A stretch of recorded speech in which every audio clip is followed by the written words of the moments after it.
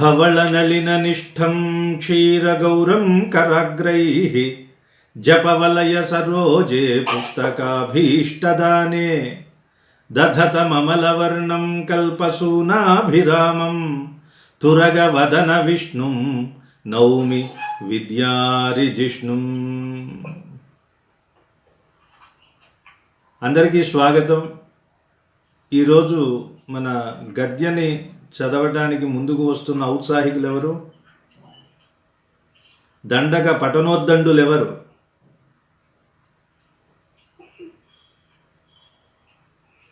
సుబ్రహ్మణ్యం గారు నమస్కారం. ఎవరండి?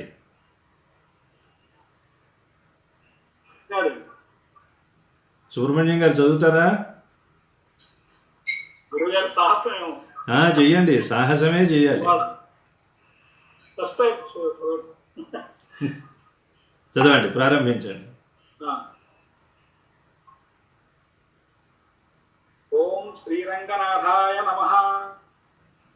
సప్త ప్రాకార మధ్యే సరసిజమకులోద్భాసమానే విమానే కావేరీ మధ్య దేశే పణిపతిశయనే శేష పర్యంక భాగే నిద్రాముద్రాభిరామం కటి నికటం శిరః పార్శ్వ విన్యస్త హస్తం పద్మధాత్రీకరాభ్యాం పరిచిత చరణం రంగరాజం భజేహం. దేవాదిదేవ మహాదేవ పరవ్యోమధామ సునామాభిరామ దేవతా వైరి రాజేంద్ర ప్రాణాపహారీ మురారీ సర్వతాపత్రయాభీలద్భాంతాంతక పాపకాంతార కులద్ధాలక దివ్య స్వభావ ప్రభావ భావరూపానురూప సర్వాత్మా సర్వజ్ఞ సర్వేశ సర్వార్చిత సర్వసాక్షి సర్వనిర్వపక్క పాహి వందాలు బృందారక తారక మోక్ష సంధాయక ముకంద పరంధామ వామోదర నామ రూప జ్ఞానస్వరూప అనంత అచ్యుత అప్రమేయ కళాపూర్ణ తేజోమయ సత్య సంకల్ప స్వామి పరబ్రహ్మమూర్తి. మొదలు నిన్ను నేనన్నడు ఎందుకో బాసి అన్నింట ఎందున్న నినుగాన కెన్నెన్ని జన్మంబులో ఎత్తితిన్ కుండితిన్ కండితిన్ మరందితిన్ గాని తిరుపందు నీయందు నేను నందే దింజుదంచున్ సదా నీకే నే చెందితంచున్ గంధమం తట్టి పొందన్నదే లేక నీవు నాకేమియుం కావంచు నీ తావి తావైన త్రోవనం భోగు భావంబున్ కావగా నిన్ను కోరరానైతి నే గావునన్ముడి నేలపై పుట్టునై పుట్టనై కొమ్మనై రమ్మనై పురుగనై పుట్టనై నీచేయు బ్రహ్మాండ పాండంబులన్నోర చప్పంగ రానట్టి హీనాతి హీనంబులు జన్మలెన్నెట్టినో పొందితి మొన్న నిన్ను పుట్టంకనే గట్టిగా నీకు చెయ్యెత్తి నా ఆత్మతో మృత్యుతిన్ దేమ బంధో దయాసిందో ఈ జన్మ ముందైన నీ వాడనో నాకు నీ ప్రాపు నిప్పించవేయప్ప వేరేమి ఎంగోరనో దేవ దివ్య ప్రభావ భవ జ్ఞాన నేత్రంబుతో కూడా శబ్దంబులో నుండు శబ్దంబు నీ పల్పు స్పర్శంబులో నుండు స్పర్శంబు నీ తాకు తేజంబులోనున్న తేజంబు నీ కాంతి రూపంబులో నుండు రూపంబు నీ రూపు సారంబులో నుండు సారంబు నీ కీర్తి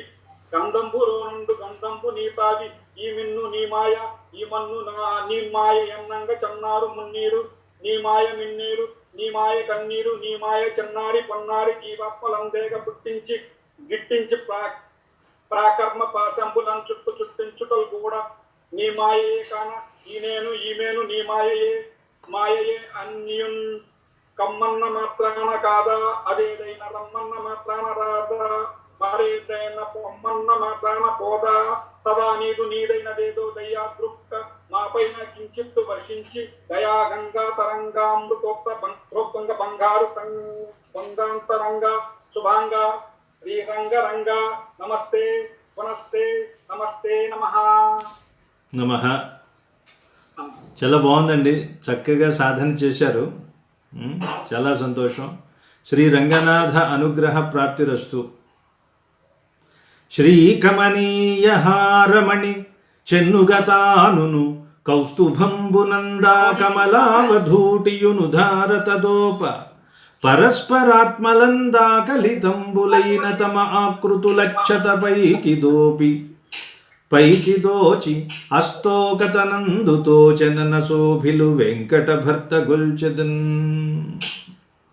మొట్టమొదటి పద్యంలో లక్ష్మీనారాయణులిద్దరూ పరస్పరం ఒకరి హృదయంలో ఒకరు ఉన్నారు అని కదా చెప్పుకుంటున్నాం. బాగానే ఉందండి. ఆవిడ హృదయంలో ఆయన ఉన్నారు, ఆయన హృదయంలో ఆవిడ ఉన్నది. ఒకరి హృదయాల్లో ఒకరు ఉండి కూర్చుంటే మనకేమిటి లాభం అన్నారు. అంతే కదా. వాళ్ళిద్దరూ ఎదురు బెదురుగా కూర్చున్నారు, హాయిగా కబుర్లు చెప్పుకుంటున్నారు. ఒకరి హృదయాలలో ఉన్నవారు ఇంకొకరి హృదయాల్లో కనిపిస్తున్నారన్నారు. అందుకే లక్ష్మీదేవిని అంటారు ఏమని, నారాయణస్య హృదయే భవతి యథాస్తే. అమ్మా, నారాయణుడి హృదయంలో నువ్వు ఉన్నావు. నారాయణోపి తవ హృత్కమలే యథాస్తే. నారాయణుడి హృత్కమలంలో నువ్వున్నావు, నీ హృదయంలో ఆయన ఉన్నారు. మీ ఇద్దరూ ఉన్నారు కదా, కాబట్టి మీరిద్దరూ ఏం చేయాలి, మీ ఇద్దరూ కలిపి నా మనసులో ఉండండి అన్నారు. ఇద్దరూ కలిసి నా మనసులో ఉండాలి. చూడండి, మీరిద్దరూ లేకపోతే ఏమైపోయింది, నా మనస్సు దెయ్యాల కొంపలాగా తయారైంది. అంతే కదండి. హృదయంలో లక్ష్మీనారాయణులు ఇద్దరూ ఉంటే అన్ని రకాలుగా సమస్తమైనటువంటి సద్గుణాలు కలుగుతాయి. కాబట్టి నారాయణ త్వమపి నిత్యం ఉభౌ తథైవ. నారాయణుడు నువ్వు ఇద్దరూ కలిసి తౌ తిష్టతాం హృది మమాపి. నా హృదయంలో కూడా మీ ఇద్దరూ కలిసి ఉండండి అమ్మా. దయావతి శ్రీ, ఓ తల్లి దయావతి. అందుకే ముందు పురుషకారం చెయ్యాలి అంటారు. లక్ష్మీ అమ్మవారి దగ్గరికి వెళ్ళి మనం ఏం చెప్పుకోవాలో అది చెప్పుకోవాలి అన్నారు. అందుకే పోతనామాత్యుడు కూడా అమ్మల గన్నయమ్మ ముగురమ్మల మూలపుటమ్మ అని స్త్రీ స్వరూపాన్నే ముందుగా స్మృతి చేశాడు. అంటే అన్ని దేవతా స్వరూపాలన్నీ లక్ష్మీదేవిలోనే ఉంటాయి. ఆ లక్ష్మీ అన్న పదంలోనే గుర్తు అనే మాట కూడా ఉంది. కాబట్టి ఆవిడే విష్ణుమూర్తికి కూడా గుర్తు. దేనికి గుర్తు? స్వామిలో ఉన్న దయకు గుర్తు, స్వామిలో ఉన్న క్షమకు గుర్తు, స్వామిలో ఉన్న రక్షణాపరత్వం అనే లక్షణానికి కూడా ఆవిడే గుర్తు. మరి వీళ్ళిద్దరికీ ఎలాంటి సంబంధం ఉంటుందండి అన్నారు. విష్ణువుకి లక్ష్మీదేవికి ఉండే సంబంధం ఎలాంటిదయ్యా అంటే సూర్యుడికి కిరణాలకి ఉన్నటువంటి సంబంధం. సూర్యుడి నుంచి కిరణాలని మనం వేరు చేయగలమా? వేరు చేయలేం. సముద్రానికి తరంగాలకి ఉన్నటువంటి అనుబంధం, అంటే వీరిద్దరి మధ్య ఉన్న సంబంధం అవిభాజ్యము, విభాగం చేయడానికి వీలు లేనిది. కాబట్టి దంపతి భార్యాభర్తలు కూడా అలాగే ఉండాలి అని చెప్పడం అన్నమాట. ఈ లోకమంతా లక్ష్మీమయం అన్నారు. ఈ ప్రకృతి, గ్రహాలు, నక్షత్రాలు సర్వత్రా అంతటా అన్నింటిలో ఉండేది లక్ష్మి, లక్ష్మీదేవి కళే. అందరిలో కూడా ఉండేది లక్ష్మీ కళ. ఆ లక్ష్మీ కళనే మనం రుద్రాణి అంటాం, ఆ లక్ష్మీ కళనే మనం ఇంద్రాణి అంటాం, ఆ లక్ష్మీ కళనే మనం బ్రహ్మాణి అంటాం. మత్స్యపురాణం చెప్తోంది ఈ మాట. అంటే సమస్తమైన దేవతా స్త్రీల స్వరూపమంతా లక్ష్మీదేవే. లక్ష్మీదేవి స్వర్గంలో ఉందనుకోండి, ఏమంటాం దాన్ని? చక్ర సంపత్స్వరూపిణి. ఇంద్రుడికి ఉన్న ఐశ్వర్యం ఉన్నామే, ఆ ఐశ్వర్యమే లక్ష్మి. ఆవిడే కనుక పాతాళ లోకానికి వెళ్తే ఆవిడని నాగలక్ష్మి అంటారు. పాతాళ లోకం నాగులు నిలయం కాబట్టి. భూమి మీద ఉంటే రాజ్యలక్ష్మి అంటారు. ఆవిడ కొంచెం ఇంట్లో ఉంటే గృహలక్ష్మి అంటారు. అలా కాకుండా దివ్యమైన వస్తువులు ఏవైనా ఉంటే వాటిల్లో ఉన్నటువంటి లక్ష్మీదేవిని మహాలక్ష్మి అని మనం సంబోధన చేస్తాం. అందుకే విష్ణుమూర్తి కూడా ఎన్ని రకాలుగా ఎన్ని స్తోత్రాలు చేసినప్పటికీ ఆయనకి ఒక రకమైన స్తోత్రం చేస్తే చాలా నచ్చుతుందట. శ్రీవత్సవక్షసం. నాయనా లక్ష్మీదేవిని నువ్వు వక్షస్థలంలో ధరించావని చెప్పకుండా దానికంటే ముందు శ్రీవత్సము అనే ఒక పుట్టుమచ్చ ఉంది ఆయనకి. శ్రీవత్సవక్షసం. శ్రీశం, శ్రీ లక్ష్మీదేవికి భర్తవి నువ్వు. శ్రీలోలం, అన్నీ శ్రీనే. శ్రీ లక్ష్మీదేవికి లోలుడైన వాడివి. శ్రీకరగ్రహం, శ్రీ లక్ష్మీదేవిని చెయ్యి పట్టుకున్నవాడివి.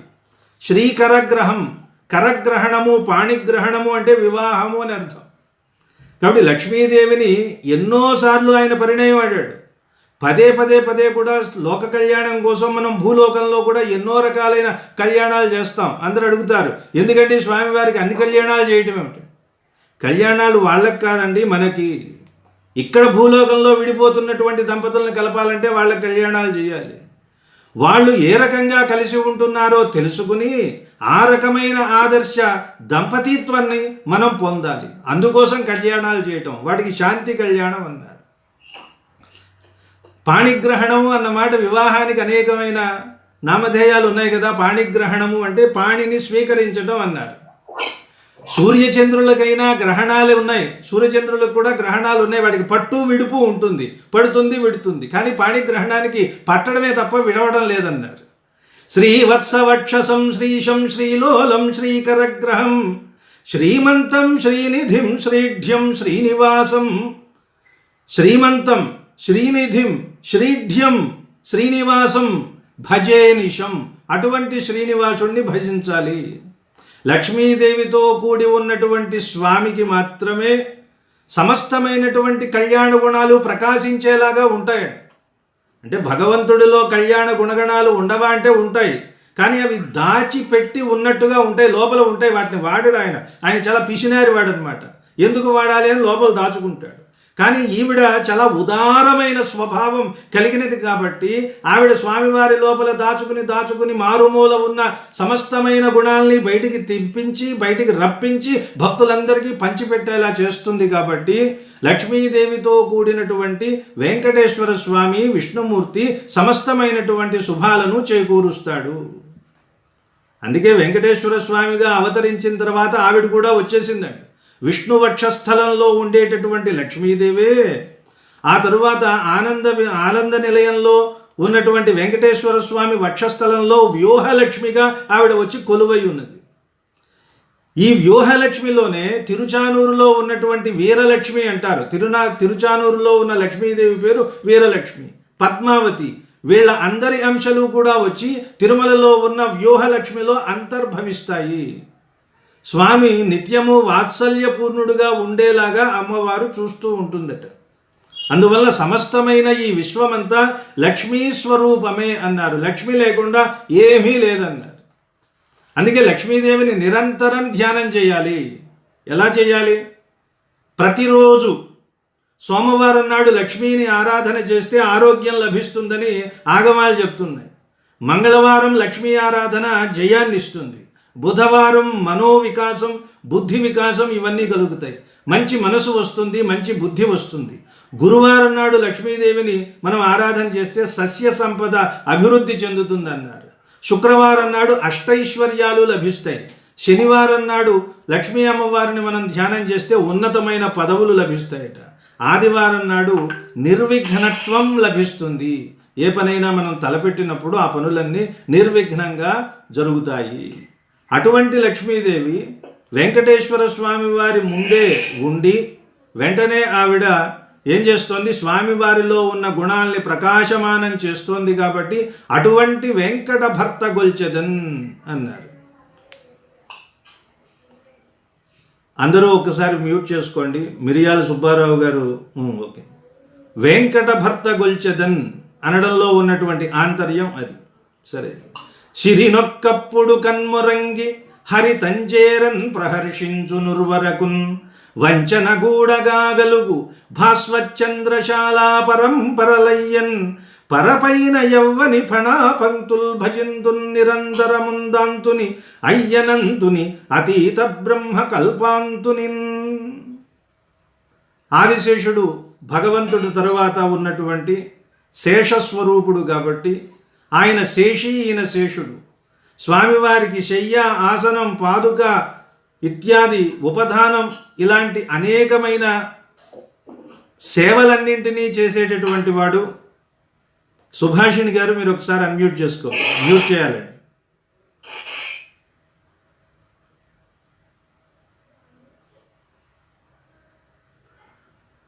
సిరినొక్కప్పుడు కన్మురంగి హరిదంజేరన్ ప్రహర్షించు నుర్వరకున్ వంచన గూడగాగలుగు భస్వచంద్రశాలా పరంపరలయ్యన్ పరపైన యౌవని ఫణా పంక్తుల్ భజింతున్ నిరంతరమున్ దాంతుని అయ్యనంతుని అతీత బ్రహ్మ కల్పాంతునిన్.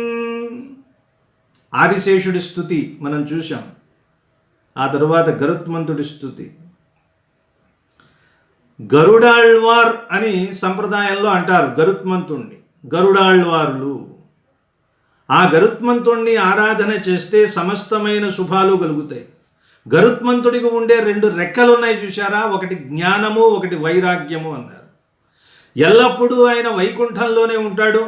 స్వామివారికి కావలసినటువంటి సపర్యలు కూడా చేస్తూ ఉంటాడు.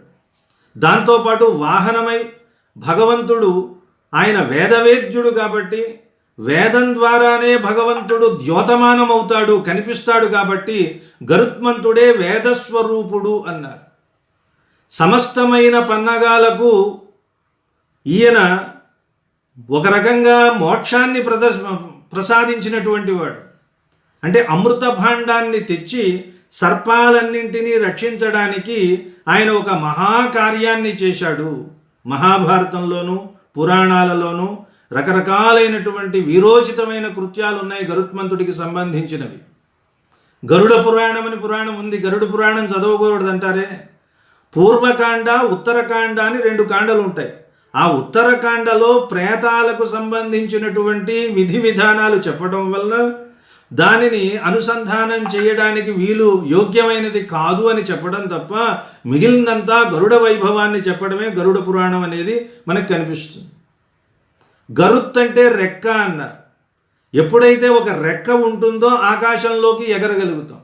ఆకాశం అనేది భగవంతుడు అనుకుంటే ఆ భగవంతుడి దగ్గరికి తీసుకువెళ్ళగలిగిన శక్తి సామర్థ్యాలు ఉన్నటువంటి వాడు గరుత్మంతుడు. ఆ గరుత్తు కలిగినటువంటి వాడు గరుత్మంతుడు.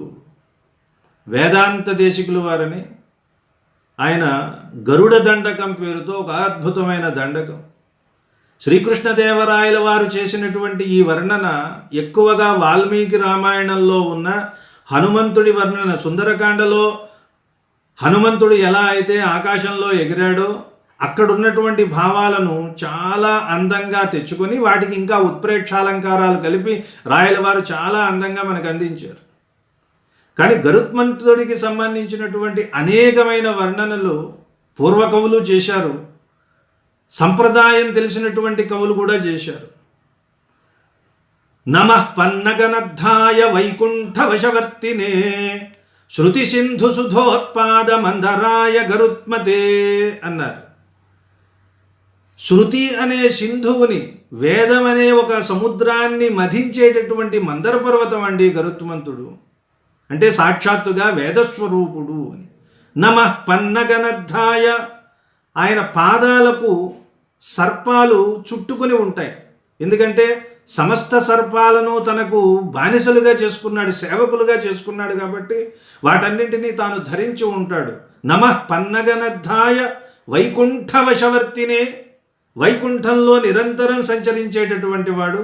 శృతి సింధు సుధోత్పాద మందరాయ గరుత్మతే, అటువంటి గరుత్మంతుడికి నమస్కారం అన్నారు. గరుడాళ్వారును ఆరాధన చేసేటటువంటి వారికి ఆరోగ్యం లభిస్తుంది. గరుత్మంతుడు పేరు తలుచుకుంటే చాలు వెంటనే ఆరోగ్యం లభిస్తుంది అన్నారు.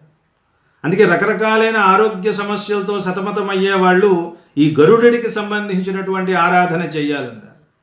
అలాగే భక్తి, జ్ఞానము, వైరాగ్యము వీటన్నింటినీ క్షిప్రం వెంటనే ఇవ్వగలిగినటువంటి శక్తి సంపన్నుడు. ఎందుకంటే వేగం గురించి చెప్పాలంటే గరుత్మంతుడు తర్వాతే ఇంకెవరి గురించైనా చెప్తాం. వాయువు కంటే కూడా అధికమైన బలం కలిగిన వాడు, వేగం కలిగిన వాడు గరుత్మంతుడు అని చెప్తారు. గరుడం అఖిల వేద నీడాదిరూఢం ద్విషత్పీడనోత్కంఠితాకుంఠ వైకుంఠ పీఠీకృత స్కంధమీడే స్వనీడాగతి ప్రీత రుద్రాసు కీర్తిస్తనాభోగ గాఢోపగూఢస్ఫురత్ కంఠకవ్రాద వేధవ్యదావేపమాన ద్విజిహ్వాధిపాకల్ప విస్ఫార్యమాణ స్ఫటావాటికారోచిశ్చట రాజినీరాజితం కాంతి కల్లోలినీరాజితం. జయ గరుడ సుపర్ణ దర్వీకరాహార దేవాధిపాహార హారిన్ దివౌకస్పతి క్షిప్త దంభోలిదారాకిణాకల్ప కల్పాంత వాతూల కల్పోదయానల్ప వీరాయితోద్యచ్చమత్కార దైత్యారి జైత్రధ్విజారోహ నిర్ధారితోత్కర్ష సంకర్షణాత్మన్ గరుత్మన్మరుత్పంచకాదీశ సత్యాదిమూర్తే న కశ్చిత్ సమస్తే నమస్తే పునస్తే నమః. నమయిదమజహత్స పర్యాయ పర్యాయ నిర్యాత పక్షానిలాస్ఫాలనోద్వేల పాధోది వీచీ చపేటాహతాగాత పాతాళ భాంకార సంక్రుద్ధ నాగేంద్ర పీడాస్తృణీభావ భాస్వన్న కశ్రేణ ఏ చండ తుండాయ నృత్యద్భుజంగ భ్రువే వజ్రిణే దంష్ట్రయాతుభ్యమధ్యాత్మ విద్యా విధేయా విధేయా భవద్దాస్య మా పాదయేదాదయేదాశ్చ మే. ఇలా గరుడ దండకం అని అద్భుతమైనటువంటి ఊహలండి. వేదాంత దేశికుల వారంటే సంస్కృతంలో అలా ఇలాంటి కవి కాదు. గరుత్మంతుట్ట గరుడం అఖిల వేద నీడాధిరూఢం, సమస్తమైన వేదాలకు ఆయన ఒక గూడు లాంటి వాడండి. అంటే ఒక పంజరంలో పక్షి ఎలా ఉంటుందో వేదం అనే పంజరంలో ఉన్నటువంటి పక్షి ఈయన. గరుడం అఖిల వేద నీడాధిరూఢం ద్విషత్పీడనోత్కంఠితాకుంఠ వైకుంఠ పీఠీకృత స్కంధమీడే. ఎప్పుడైనా విష్ణుమూర్తి యుద్ధం చేయాలంటే ఆయన పీఠం మీద కూర్చుని, భుజము అనే పీఠం మీద కూర్చుని విష్ణుమూర్తి వెళ్తూ ఉంటాడు. అలాంటప్పుడు ఆయన యుద్ధం చేయడానికి వెళ్ళాలనుకున్నప్పుడు రుద్ర సుకీర్తి అని ఇద్దరు భార్యలు ఉన్నారు గరుత్మంతుడికి. రుద్ర సుకీర్తి వాళ్ళ దగ్గరికి వెళ్ళి నేను ఇలా యుద్ధానికి వెళ్ళొస్తాను అంటే వాళ్ళు ఎప్పుడు కూడా ఆయన అంటి పెట్టుకుని ఉంటారు. వాళ్ళు ఒక్కసారి కౌగిలిస్తారట. వాళ్ళు ఇలా కౌగిలించుకోగానే ఈయనకి పులకాంకురాలు పొడిచాయి.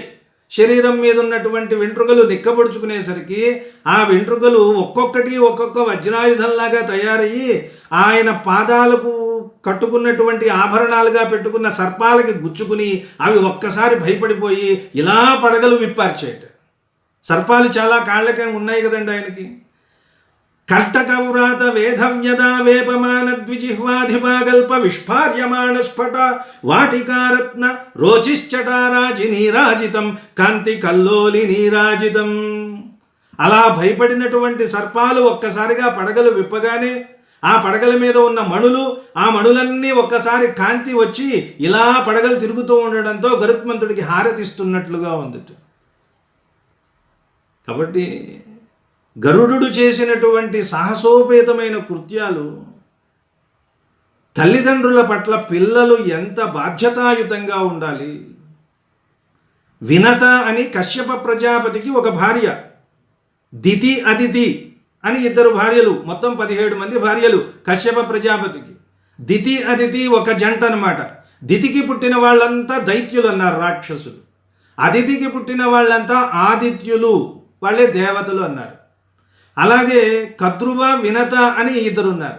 కద్రువ అంటే నాగమాత, సర్పజాతికి సంబంధించినటువంటి ఆ సమస్తమైన సర్పాలన్నిటికీ తల్లి ఆవిడ కద్రువ.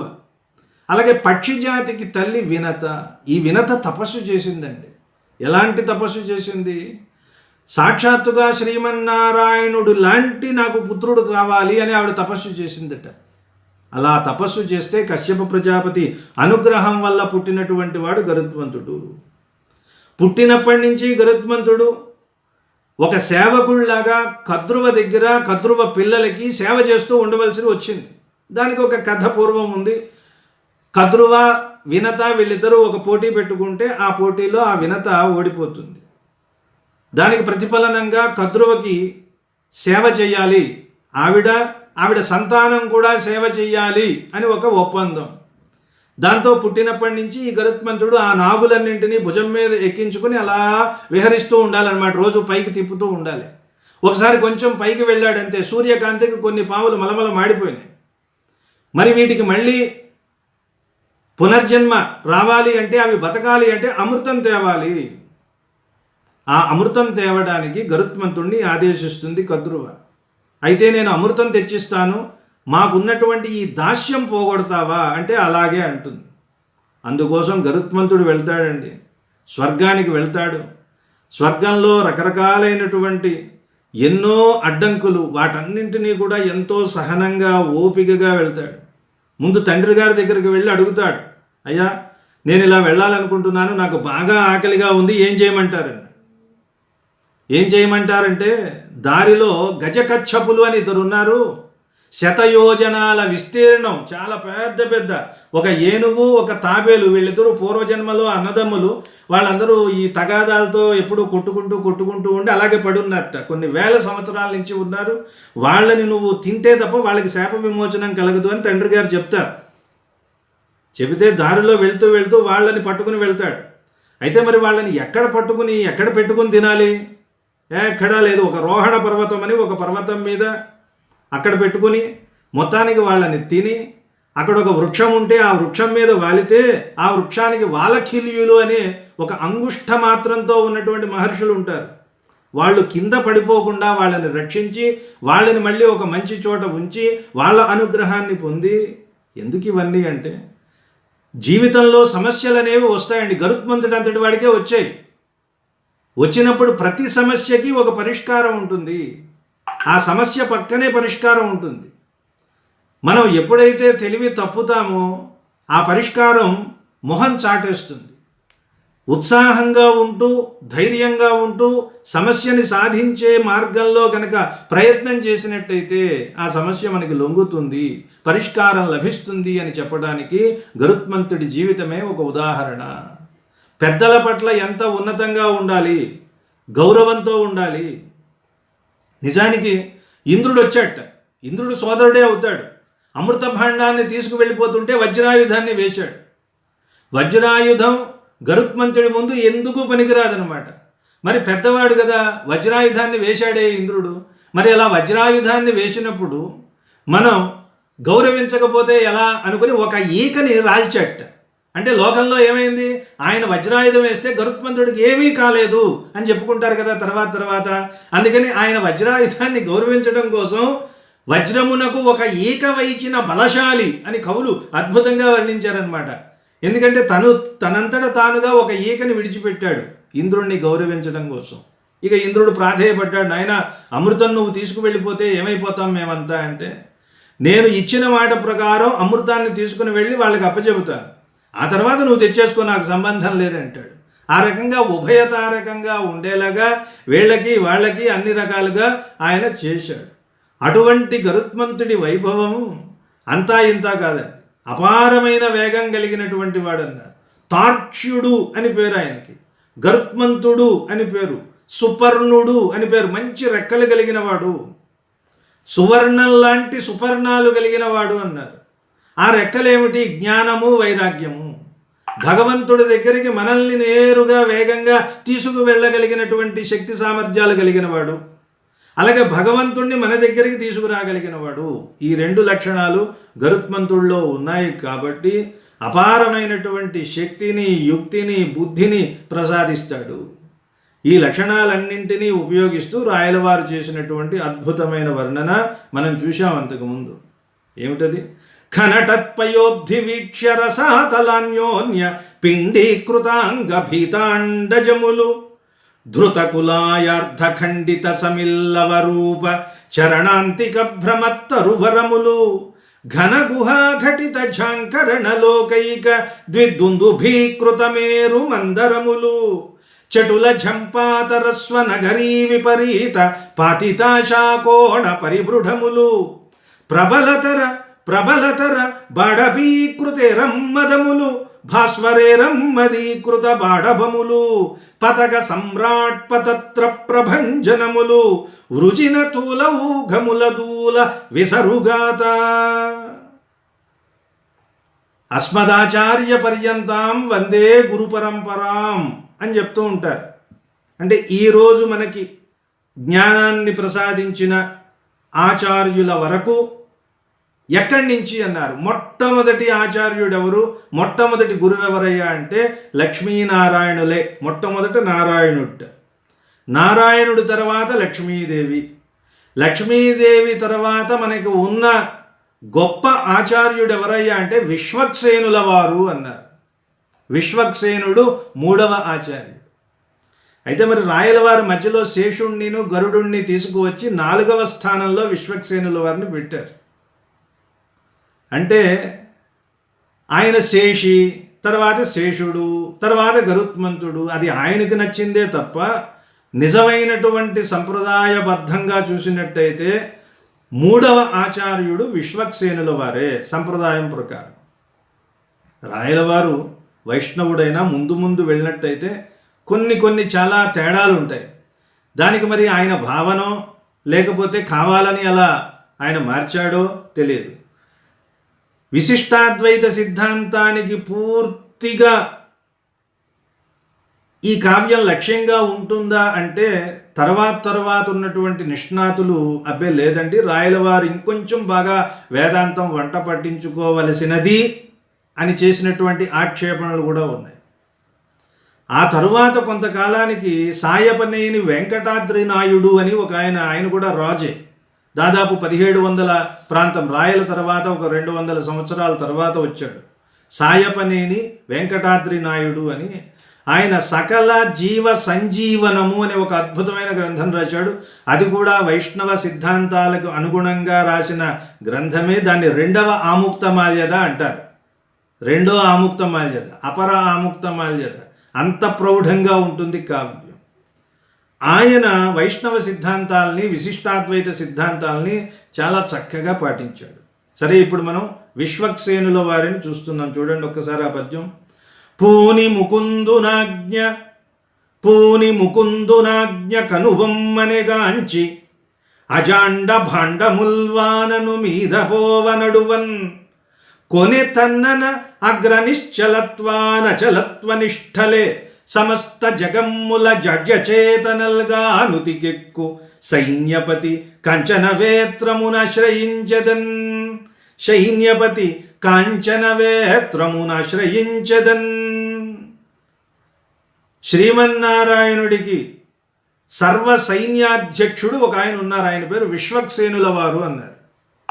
విశ్వక్ సేన, విశ్వక్ అంటే అంతటా వ్యాపించిన అని అర్థం. అంతటా వ్యాపించినటువంటి సైన్యం కలిగిన వాడు.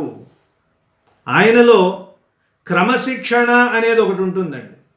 విశ్వక్సేనుల వారి చేతిలో ఒక బంగారపు బెత్తం ఉంటుందట. ఆ బంగారపు బెత్తంతో పాపుల వీపు మీద పెళ్ళుమని ఒక్కొక్కటి వేస్తూ ఉంటాడు. ఆ బెత్తానికి సంస్కృతంలో పేరేమిటన్నారు? వేత్రము అన్నారు. వేత్రము అంటే అర్థం ఏమిటి? వ్యాపిస్తూ ఉంటుంది, ఇలా కదులుతూ ఉంటుంది. అనగానే చూడండి, పేప బెత్తం అని ఒకటి ఉంటుంది. చిన్నప్పుడు ఇలా కొట్టారంటే చర్మం అలా లేచి వస్తూ ఉండేదన్నమాట. మా చిన్నప్పుడు ఇంకా ముందన్నమాట. తర్వాత ఇప్పుడు కొట్టడం అనే కాన్సెప్టే లేదు కదా. వేత్రము అంటే కదులుతూ ఉండేది, అంతటా వ్యాపించేది, భయపెట్టేది ఇత్యాది అర్థాలు ఉన్నాయి. అలాంటి ఒక వేత్రాన్ని ఆయన ధరించి ఉంటాడు. ఆయనకి విశ్వక్సేనుడు అని పేరు. యస్యద్విరదవక్త్రాద్యాః పారిషద్యాః పరశ్యతం విఘ్నం నిఘ్నంతి సతతం విశ్వక్సేనం తమాశ్రయే. మీరు విష్ణు సహస్రనామం అవి చదివేటప్పుడు శుక్లాంబరధరం విష్ణుం శశివర్ణం చతుర్భుజం ప్రసన్నవదనం ధ్యాయేత్ సర్వ విఘ్నోపశాంతయే చదివిన తర్వాత యస్యద్విరదవక్త్రాద్యాః పారిషద్యాః పరశ్యతం విఘ్నం నిఘ్నంతి సతతం విశ్వక్సేనం తమాశ్రయే అని ఒక శ్లోకం చదువుతూ ఉంటారు. ఏమిటయ్యా అంటే, విశ్వక్సేనుల వారి సైన్యంలో ఎందరో గజముఖులు ఉన్నారట. యస్యద్విరదవక్త్రాద్యాః, ద్విరదము 2 రథాలు ఉన్నటువంటి గజముఖులు ఉన్నారు. మనం వినాయకుడి విషయంలో చెప్పేది ఏకదంతం, అంతే కదా. ఏకదంతం, అనేకదంతం, ఏకదంతం అన్నారు. ఇక్కడ అనేకదంతం ఏమిటంటే అక్కడ ఏకదంతం ఏమిటండి? ఇదంతా భిన్నంగా లేదా? శుక్లాంబరధరం విష్ణుం శశివర్ణం చతుర్భుజం ప్రసన్నవదనం ధ్యాయేత్ సర్వ విఘ్నోపశాంతయే. సర్వ విఘ్న ఉపశాంతయే, సమస్తమైన విఘ్నాలు పోవాలి అంటే ఈయన్ని ప్రార్థన చేయాలన్నారు. ఎలా ఉంటాడు ఆయన? శుక్ల అంబరధరం. దాదాపు అందరూ ఇది చదివేటప్పుడు శుక్లాం బరధరం. ఈ బరధరం అంటే ఏమిటో మనం చూడాలంటే మనకి ఎక్కడా నిఘంటువుల్లో దొరకదనమాట. శుక్ల అంబరధరం అలా విడదీసుకోవాలి. శుక్ల తెల్లనైన, అంబర వస్త్రాలను, ధరం ధరించేవాడు. శుక్లాంబరధరం. విష్ణుం అంతటా వ్యాపించి ఉండేవాడు. శశివర్ణం, శశి చంద్రుడి లాంటి స్వచ్ఛమైన కాంతి కలిగిన వాడు, వర్ణం కలిగినవాడు. చతుర్భుజం 4 భుజాలు ఉన్నవాడు. ప్రసన్నవదనం, ప్రసన్నమైన ముఖం కలిగినవాడు. ప్రసన్నం అంటే ప్యూర్గా ఉండటం కాదు, లోపల కరుణ ఉండడం అని అర్థం. స్వచ్ఛంగా ఉన్నంత మాత్రాన ఉపయోగం లేదు. ఏముండాలి ఆ స్వచ్ఛంలో? కరుణ ఉండాలి. ప్రసన్న, ప్రసన్న అన్న పదం నుంచే ప్రసాదము అని వస్తుంది. విపన్న అదే విపత్తు, సంపద సంపత్తు, అలాగే ప్రసన్న ప్రసాద ఇలాంటివన్నమాట. కాబట్టి ప్రసన్న వదనం అంటే కరుణతో కూడినటువంటి ముఖం కలిగిన వాడు. ధ్యాయేత్ సర్వ విఘ్నోపశాంతయే. కాబట్టి స్మార్తంలో శైవంలో వినాయకుణ్ణి విఘ్నాలకు అధిపతిగా వినాయకుణ్ణి పూజిస్తూ ఉంటారు. అయితే ఆయన ఏకదంతుడు అన్నారు. ఏకదంతం ఎక్కడొచ్చింది? అగజానన పద్మార్కం గజానన మహర్నిశం అనేకదంతం భక్తానాం ఏకదంతముపాస్మహే. ఏకదంతం ఉపాస్మహే, ఏకదంతుణ్ణి ఉపాసన చేస్తాను. ఎవరైనా అగజ ఆనన పద్మార్కం. అగజ అంటే పార్వతీదేవి. పార్వతీదేవి యొక్క ఆనన ముఖము అనే పద్మానికి అర్కం సూర్యుడు లాంటివాడు. సూర్యుడు వస్తే పద్మం ఎలా అయితే వికసిస్తుందో పార్వతీదేవికి ఈయన్ని చూడగానే ఆవిడ ముఖం వికసిస్తుందట. అగజ ఆనన పద్మ అర్కం. ఎవరండి ఆయన? గజాననం, గజముఖం కలిగినవాడు. అనేకమైన దమ్ ఇచ్చేవాడు, అనేకమైన వరాలను ఇచ్చేవాడు. తం, అక్కడ దంతానికి ఏం సంబంధం లేదు. అక్కడ అనేక దమ్ తం అని విడదీసుకోవాలి. తం, అటువంటి భక్తానాం ఏకదంతం ఉపాస్మహే. ఎవరికి ఇస్తాడు ఈయన? అనేకమైన వరాలు భక్తులకి ఇస్తాడు. అటువంటి ఏకదంతం, ఒక దంతం కలిగినటువంటి వాడు. కానీ ఇక్కడ విశ్వక్సేనుల వారి సైన్యంలో గజముఖులు ఉంటారండి. ఆ గజముఖులు ఎవరట? ద్విరథ, 2 రథాలు ఉంటాయి. రథనము అంటే దంతం అని అర్థం. యస్య ద్విరథ వక్త్రాద్యాః, యస్య ఎవరి యొక్క సైన్యంలో ద్విరథ, 2 రథాలు కలిగిన, 2 రథనాలు కలిగిన, 2 దంతాలు కలిగిన గజముఖులు, ద్విరథ వక్త్రాద్యాః, ద్విరథ వక్త్రము కలిగినటువంటి వారు మొదలైన వారు అన్నాడు. అది గమనించాలి. కేవలం గజముఖులు మాత్రమే ఉండరు, గజముఖులు ఉంటారు. వీటిని కరిముఖ జయత్సేనవు, జయత్సేనులు అనే పేరుతో ఒక సైన్యం ఉంటుంది. మొత్తం 4 రకాలైన సైన్యాలు ఉంటాయట విశ్వక్సేనుల వారి సైన్యంలో. వాటన్నింటికీ ఈయన అధిపతి.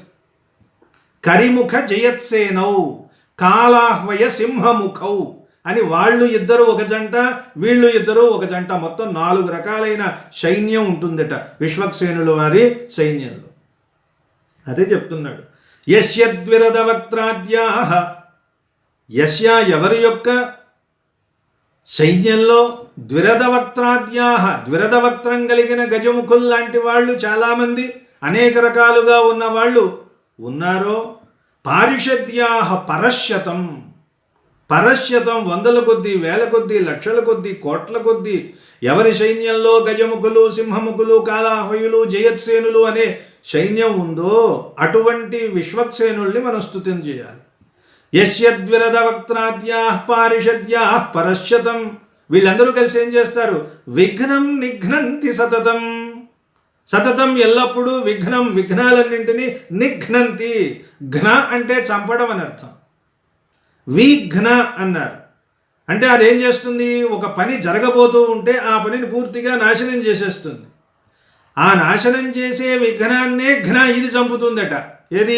ఇదిగో ఈ సైన్యంలో ఉన్న వీళ్ళందరూ కూడా చంపుతారు. అది విఘ్నం నిఘ్నంతి సతతం విశ్వక్సేనం తం ఆశ్రయే. అటువంటి విశ్వక్సేనుణ్ణి మనం ఆశ్రయించాలి అన్న. కరిముఖులు అనేటటువంటి సైన్యం ఏం చేస్తుంది? విఘ్నం రాకుండా చూస్తుంది. ఏమండి, మనకి ఏదైనా ఒక పనికి విఘ్నం రాకుండా ఉంటే జయం వచ్చినట్ట కాదు కదా.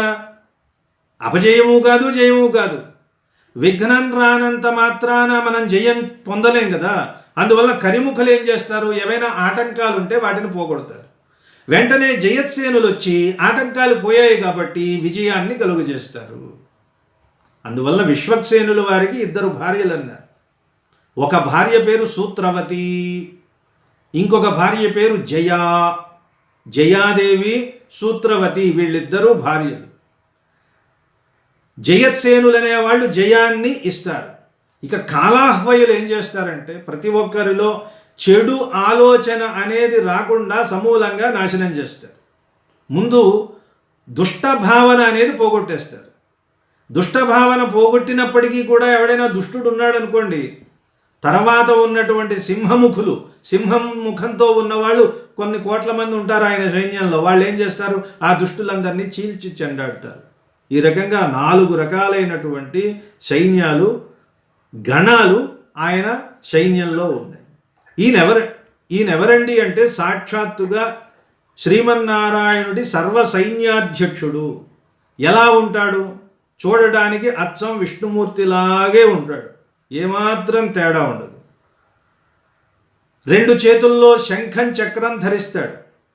ఇంకొక చేతిలో కుడి చేయి ఇలా చూపుడు వేలు చూపించి ఉంటుందన్నమాట. తర్జనీ ముద్ర అంటారు దాన్ని. తర్జని అంటే చూపుడు వేలు, థ్రెట్. ఇంగ్లీష్లో థ్రెటనింగ్కి తర్జని, సంస్కృతంలో 2 ఒకటే అనమాట.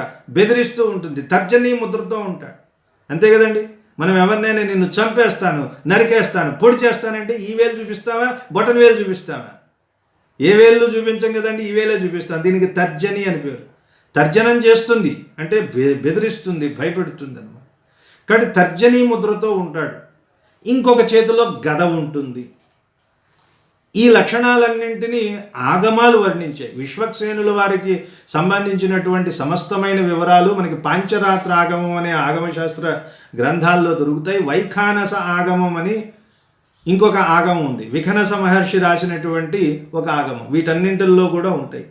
విశ్వక్సేనం సకల విబుధ ప్రౌఢ సైన్యాధినాథం ముద్రాచక్రే కరతల యుగే శంఖదండే దధానం మేఘశ్యామం సుమణిమకుటం పీతవస్త్రం శుభాంగం ధ్యాయేద్దేవం దళితధనుజం సూత్రవత్యా సమేతం. సూత్రవత్యా సమేతం, సూత్రవతీ దేవితో కూడి ఉండేవాడు. విశ్వక్సేనం సకల విబుధ ప్రౌఢ సైన్యాధినాదం, సమస్తమైనటువంటి దేవతా గణాలకు ఈయన అధినాథుడు, సేనాధిపతి అన్నారు. ముద్రాచక్రే కరతల యుగే ఒక చేతిలోనేమో శంఖం, ఒక చేతిలోనేమో సుదర్శన చక్రం, ఇంకొక చెయ్యేమో ముద్ర. ముద్రాచక్రే కరతల యుగే శంఖదండే దధానం. శంఖం, చక్రం, ముద్ర, ఇంకొక చేతిలో గద. అంటే దాన్ని గద అంటే రాజదండం అన్నమాట. సమస్తమైన లోకాన్ని ఆయన శాసనం చేస్తాడు, అందువల్ల వాటిని ధరిస్తాడు. అటువంటి విశ్వక్సేనుడు ఎలా ఉంటాడంటే మేఘశ్యామం, అచ్చు శ్రీమన్నారాయణుడిలాగే నీలవర్ణంతో ఉంటాడట. సుమణిమకుటం, మంచి మణిమకుటాన్ని ధరించి ఉంటాడు. పీత వస్త్రం, పీతాంబరాన్ని ధరించి ఉంటాడు. శుభాంగం, స్వచ్ఛమైన, శుభ్రమైన, శుద్ధమైన, శారీరకమైన స్వరూపం కలిగిన వాడు. అటువంటి విశ్వక్సేనుల వారిని ధ్యాయేద్దేవం, ధ్యాయేత్ ధ్యానం చేస్తాం. ఎలా? దళిత ధనుజం, ధనుజులందరినీ చీల్చి చెండాడేవాడు. సూత్రవత్యా సమేతం, సూత్రవతి సమేతుడైన విశ్వక్సేనుల వారు. కాబట్టి ఆయన ఎప్పుడు ఎక్కడ ఉంటాడంటే వైకుంఠంలో ఉంటాడు. వైకుంఠానికి ప్రభువు ఎవరయ్యా అంటే విశ్వక్సేనుడే అన్నారు. విశ్వక్సేనుడు ఏం చేస్తాడట? భగవంతుడికి సంబంధించిన సమస్తమైన కార్యాలు నిర్వహించేది ఆయనే. ఆయన కేవలం సంతకం పెట్టడం మాత్రమే చేస్తాడండి, మిగిలిన పనులన్నీ ఈయనే చేస్తాడు. వైకుంఠానికి రాజు ఎవరయ్యా అంటే విశ్వక్సేనుడే. మరి పరమాత్మ ఎవరు? యువరాజు. అంతే కదా. యువరాజుకి సుఖాలు ఉంటాయి, బాధలు ఉండవు. కానీ రాజుగారికి సుఖాలు ఉంటాయి, కష్టాలు ఉంటాయి. యుద్ధం వచ్చిందనుకోండి, రాజుగారు పరిగెత్తుకుంటూ వెళ్ళి యుద్ధం చేయాలి. యువరాజు అక్కర్లా, ఆయన రాజుగారు చూసుకుంటారు. సౌఖ్యం ఉన్నప్పుడు సౌఖ్యాన్ని అనుభవిస్తాడు. కాబట్టి భగవంతుడికి ఏ రకమైన తలనొప్పులు లేకుండా సమస్తమైన సౌఖ్యాలు ఇస్తూ కష్టాలన్నింటినీ తాను పడుతూ, మనం ఆంగ్లంలో చెప్పాలంటే లా అండ్ ఆర్డర్ అంటారు చూసారా, అదంతా చూసుకునేవాడు ఎవరయ్యా అంటే విశ్వక్సేనుల వారే. వైకుంఠంలో ఉన్నాడంటే పెట్రోలింగ్ చేస్తాడనమాట, మొత్తం తిరుగుతూనే ఉంటాడు. అంతటా తిరుగుతూ ఉండి సమస్తమైనటువంటి విజయాలను లోకానికి అందిస్తాడు అన్నారు. ఆయన సూత్రవతి జయ, ఈ రెండు వేటికి సంకేతాలో చూడండి. సూత్రవతి అంటే కంకణబద్ధులం కావటం. ఏదైనా ఒక పనిని మనం సాధించాలి అంటే ఏమవ్వాలి, మనకి క్రమశిక్షణ ఉండాలి. క్రమశిక్షణ ఉంటే ఏం చేస్తాం, మనం ఆ పనికి బద్ధులమై ఉంటాం. 8 గంటలకి మనం ఏదైనా చెయ్యాలి అనుకుంటే 8:01 కాదు, 1 నిమిషం ముందు కాదు, ఆ సమయానికి ఖచ్చితంగా ఉంటాం. అలా ఖచ్చితంగా ఉన్నామంటే మనం విశ్వక్సేనుల వారి అనుయాయులుగా ఉన్నట్టు లెక్క అనమాట. లేదంటే విశ్వక్సేనుల వారు మన మీద అనుగ్రహం చూపించలేదని అర్థం అనమాట. అలాంటి విశ్వక్సేనుల్లో క్రమశిక్షణ ఒకటి. ఎప్పుడైతే క్రమశిక్షణ ఉంటుందో చెప్పాల్సిన అవసరమే ఉంది, జయం లభిస్తుంది. అందుకే సూత్రవతి, జయ, ఆయనకి 2 భార్యలు. వీళ్ళు ఎక్కడో ఉండరండి, ఆయనలోనే ఉంటారు. వినాయకుడికి కూడా ఏం చెప్తారు, సిద్ధి బుద్ధి అంటారు. సిద్ధి బుద్ధి. వినాయకుడిని ఆరాధన చేస్తే మనకి సిద్ధి లభిస్తుంది. ఏదైనా ఒక పని మీద మనకి ఆధికారికత వస్తుంది, అది సిద్ధి. ఆ సిద్ధి రావాలంటే ఉండాలి, మనకి బుద్ధి ఉండాలి, ఏకాగ్రత ఉండాలి. కాబట్టి దేవతా స్వరూపం ఏదైనా సరే చెప్పేది ఒకటే. తత్వాన్ని మనం గుర్తుంచుకుని ఆ తత్వాన్ని అన్వయించుకోకపోతే ఎంతమంది దేవుళ్ళు ఉన్నా ఉపయోగం లేదు. వందే వైకుంఠ సేనాన్యం దేవం సూత్రవతీ సఖం యద్వేత్ర శిఖర స్పందే విశ్వమేతద్వ్యవస్థితం. ఇది కావాలి మనకి. ఎందుకంటే ఈ లక్షణాన్నే ఇప్పుడు రాయల వారు పెట్టారు, ఈ పద్యంలో పెట్టారు. విశ్వక్సేనుడు 3 పనులు చేస్తాడటండి. అందులో ప్రధానమైనది సృష్టి చేస్తాడు. విశిష్టాద్వైతం పరంగా ఆగమాలు చెప్పింది ఏమిటయ్యా అంటే సృష్టి చేసేది విశ్వక్సేనులే. అందువల్ల ఈ సృష్టి, ఈ ప్రకృతి పెరగాల, తరగాల, ఎప్పుడు లయమవ్వాలి, ఎప్పుడు పుట్టాలి, ఇవన్నీ ఎవరి చేతుల్లో ఉంటాయంటే విశ్వక్సేనుల వారి చేతుల్లో ఉంటాయని చెప్తున్నారు. యత్ వేత్ర శిఖర స్పందే. జాగ్రత్తగా వినండి, ఇది అర్థమైతేనే ఆ పద్యం అర్థమవుతుంది. ఎవరి యొక్క వేత్రము, విశ్వక్సేనుల వారి చేతిలో ఉన్న వేత్రం ఉంటుందే, ఆ వేత్రం చివర కదలికని బట్టి విశ్వం ఉంటుందట. అది కదిలితే విశ్వం ప్రారంభం అవుతుంది, అది ఆగిపోతే ప్రళయం వస్తుంది. ఇది ఆగమాలు చెప్పిన మాట. యత్ వేత్ర శిఖర స్పందే విశ్వం ఏతద్ వ్యవస్థితం. ఈ విశ్వమంతా కూడా ఆయన బెత్తం మీద ఆధారపడి ఉందండి. ఆ బెత్తం కూడా ఎక్కడ, చివర కొన. ఆ చివరి కొన అంటే మనం అనుకుంటే, మీరు బెత్తం అంటే స్టిక్ గట్టిగా ఉంటుంది అనుకోకండి. పేప బెత్తం అంటారు చూసారా, ఇలా కదులుతూ ఉంటుంది. ఎందుకంటే గట్టిగా ఉండే కర్రతో కొడితే ఏం తగులుతుందండి? గట్టిగా ఉండే కర్రతో కొడితే దెబ్బ సరిగ్గా తగలదు. ప్రేప బెత్తం అంటూ ఉంటారు, ఇలా సన్నగా ఉంటుందన్నమాట. ఇలా పెట్టి కొట్టారంటే అసలైనటువంటి దెబ్బ దాని రుచి అనుభవిస్తే తప్ప చెప్పడానికి వీలు లేదనమాట. అటువంటి ఇలా కదులుతూ ఉంటుందన్నమాట ఆయన చేతిలో ఉన్నటువంటి బెత్తం. ఆ బెత్తంతో ఆయన అందరినీ అదిలిస్తూ ఉంటాడు, ఇంద్రాది దేవతలందరినీ కూడా. శ్రీస్వామి పుష్కరిణికాప్లవ నిర్మలాంగా శ్రేయోర్ధినో హర విరంచి సనందనాద్యా ద్వారే వసంతి వరవేత్రహతోత్తమాంగాం. గుర్తుందా? వెంకటేశ్వర స్వామి సుప్రభాతంలో వేత్రహస్తులు ఉంటారు పక్కన. అక్కడికి ఇంద్రాది దేవతలందరూ కూడా వస్తూ ఉంటారట. వస్తే వాళ్ళందరినీ అదిలించి, అయ్యా మీరు క్రమశిక్షణలో రండి, వరుసగా రండి అని ఎవడైనా సరే, కొంతమంది ఉంటారు చూసారా, నేను ఎమ్మెల్యేకి బావమరిదినండి, బావగారినండి అని రికమెండేషన్ లెటర్ తీసుకొచ్చి అటు ముందు నుంచి ఇటు ముందు నుంచి మహాద్వారంలోంచి వెళ్ళిపోతా, స్వామివారి నెత్తి మీద నుంచి వెళ్ళిపోతా అనుకునే వాళ్ళు చాలామంది ఉంటారు. అటువంటి వాళ్ళందరినీ వీపు మీద చెళ్ళుమని ఒకటేస్తూ ఉంటాడట. అది విశ్వక్సేనుల వారు చేసేటటువంటి పని అన్నారు. అటువంటి విశ్వక్సేనుడు స్వామికి సంబంధించినటువంటి మొత్తం కార్యకలాపాలన్నీ ఆయనే చూస్తాడు అన్నారు. భూలోకంలో ఎక్కడైనా ఏదైనా ఒక అవతారాన్ని ధరించాల్సి వస్తే ఏ అవతారం ధరించాలి, ఫైల్ పెట్టడం దగ్గర నుంచి దానికి ఎక్స్పెన్స్ ఎంత అవుతుంది, ఖర్చు ఎంత అవుతుంది, ఎంతకాలం పడుతుంది, ఈ అవతారం ధరించి ఆ దుష్టుణ్ణి చంపడానికి స్వామికి ఎంత సమయం పడుతుంది, ఈయన మొత్తం లెక్కలు వేసి ఫైనల్గా స్వామికి చెప్తాడట. చివరిగా వెళ్ళి, అయ్యా ఇదిగోండి మీరు వరాహ అవతారం ధరించాలండి, ఇదిగో ఇంత సమయం పడుతుంది, ఇదిగో వీడిని చంపాలి అని మొత్తం అన్నీ చెప్తే ఆయన వెళ్ళి అలా చేస్తాడంతే. ఆ తర్వాత ఆ రోజు ఆయన చేసినటువంటి పనులన్నింటినీ తీసుకుని వచ్చి చివరిలో రాత్రి స్వామి నిద్రపోయే ముందు ఒకసారి వినిపిస్తాడట, స్వామి ఇదిగో ఈరోజు ఇవి ఇవి ఇవి ఇవి అని. అప్పుడు ఆయన ఏమాత్రం మార్పు చేయకుండా, ఎంత నమ్మకం ఉంటే అలా చేస్తాడండి. విశ్వక్సేనులు వారు ఫైల్ పెట్టారంటే దాంట్లో ఒక్క దిద్దుడు ఉండదన్నమాట. యాజ్ ఇట్ ఈస్గా ఉన్నది ఉన్నట్టుగా వాటిని ఆమోదిస్తాడు. ఇవన్నీ మనకి ఆగమాలు చెప్తున్నాయండి. సర్వసైన్యాధ్యక్షుడే కాదు, మరి ఈయన ఊళ్ళు పట్టుకుని పోతూ ఉంటాడు కదండి, అవతారాలు, సూట్ కేసు పట్టుకోవడం, వెళ్ళిపోవటం. చుట్టుపక్కల ఉన్న వాళ్ళంతా ఏమైపోతాం స్వామి అన్నా సరే పట్టించుకోడు. రామావతారం ధరిస్తున్నానే బ్రహ్మాండంగా బయలుదేరి మొదలెట్టాడు. వేదాలు ఉన్నాయి, స్వామి మీరు వెళ్ళిపోతే మాకు ఉద్యోగం పోతుందండి, మాకు జీతాలు ఇవ్వరండి. వేదాలు పనేమిటి? వైకుంఠంలో ఉండి స్వామిని స్తుతి చేయటమే కదా పక్కనుండి. మరి ఆయనే వెళ్ళిపోతే మేము ఎవరిని స్తుతి చేయాలి? 4 వేదాలు, వేద పురుషులు వచ్చేసి చేతులు కట్టుకుని, అయ్యా మీరు రామావతారం ధరిస్తామంటున్నారు, మమ్మల్ని ఏం చేయమంటారు చెప్పండి. కూర్చోబెట్టి జీతాలు ఇస్తారా? ఇవ్వరు కదా. అన్ని రోజులు ఒకలా ఉండవు కదా. ఇప్పుడైతే ఇస్తారు, తర్వాత ఇస్తారో మానుతారో. మమ్మల్ని ఏం చేయమంటారండి అంటే, ఏం చేస్తాం, ఆయన వెళ్ళిపోయాడు. వాళ్ళు కూడా ఏం చేయాలో తెలియక వాళ్ళే భూలోకంలోకి రామాయణంగా వచ్చేశారన్నాడు. వేదవేద్యే పరే పుంసి జాతే దశరథాత్మజే వేద ప్రాచేతసాదాసీత్ సాక్షాత్ రామాయణాత్మన. కాబట్టి వేదం, రామాయణం వేదం కాదు, వేదమే వచ్చి రామాయణంగా మారిందన్నారు. ఎందుకని? అక్కడ ఉన్నటువంటి మూల విరాట్ రాముడిగా మారిపోయిన తర్వాత అక్కడ ఉన్నటువంటి వేదాలు ఏం చేస్తాయి? వచ్చి రామాయణం అయిపోయింది అన్నారు. కాబట్టి విశ్వక్సేనుల వారు ఎప్పుడైనా సరే ఈయన అవతారం కోసం ఏదైనా లోకానికి ఎప్పుడైనా వెళితే వైకుంఠానికి ప్రతినిధి, ఇన్ఛార్జ్ అన్నారు కదా. ఎవరయ్యా అంటే విశ్వక్సేనుడు. అంతేకాదు సృష్టి చేస్తాడు.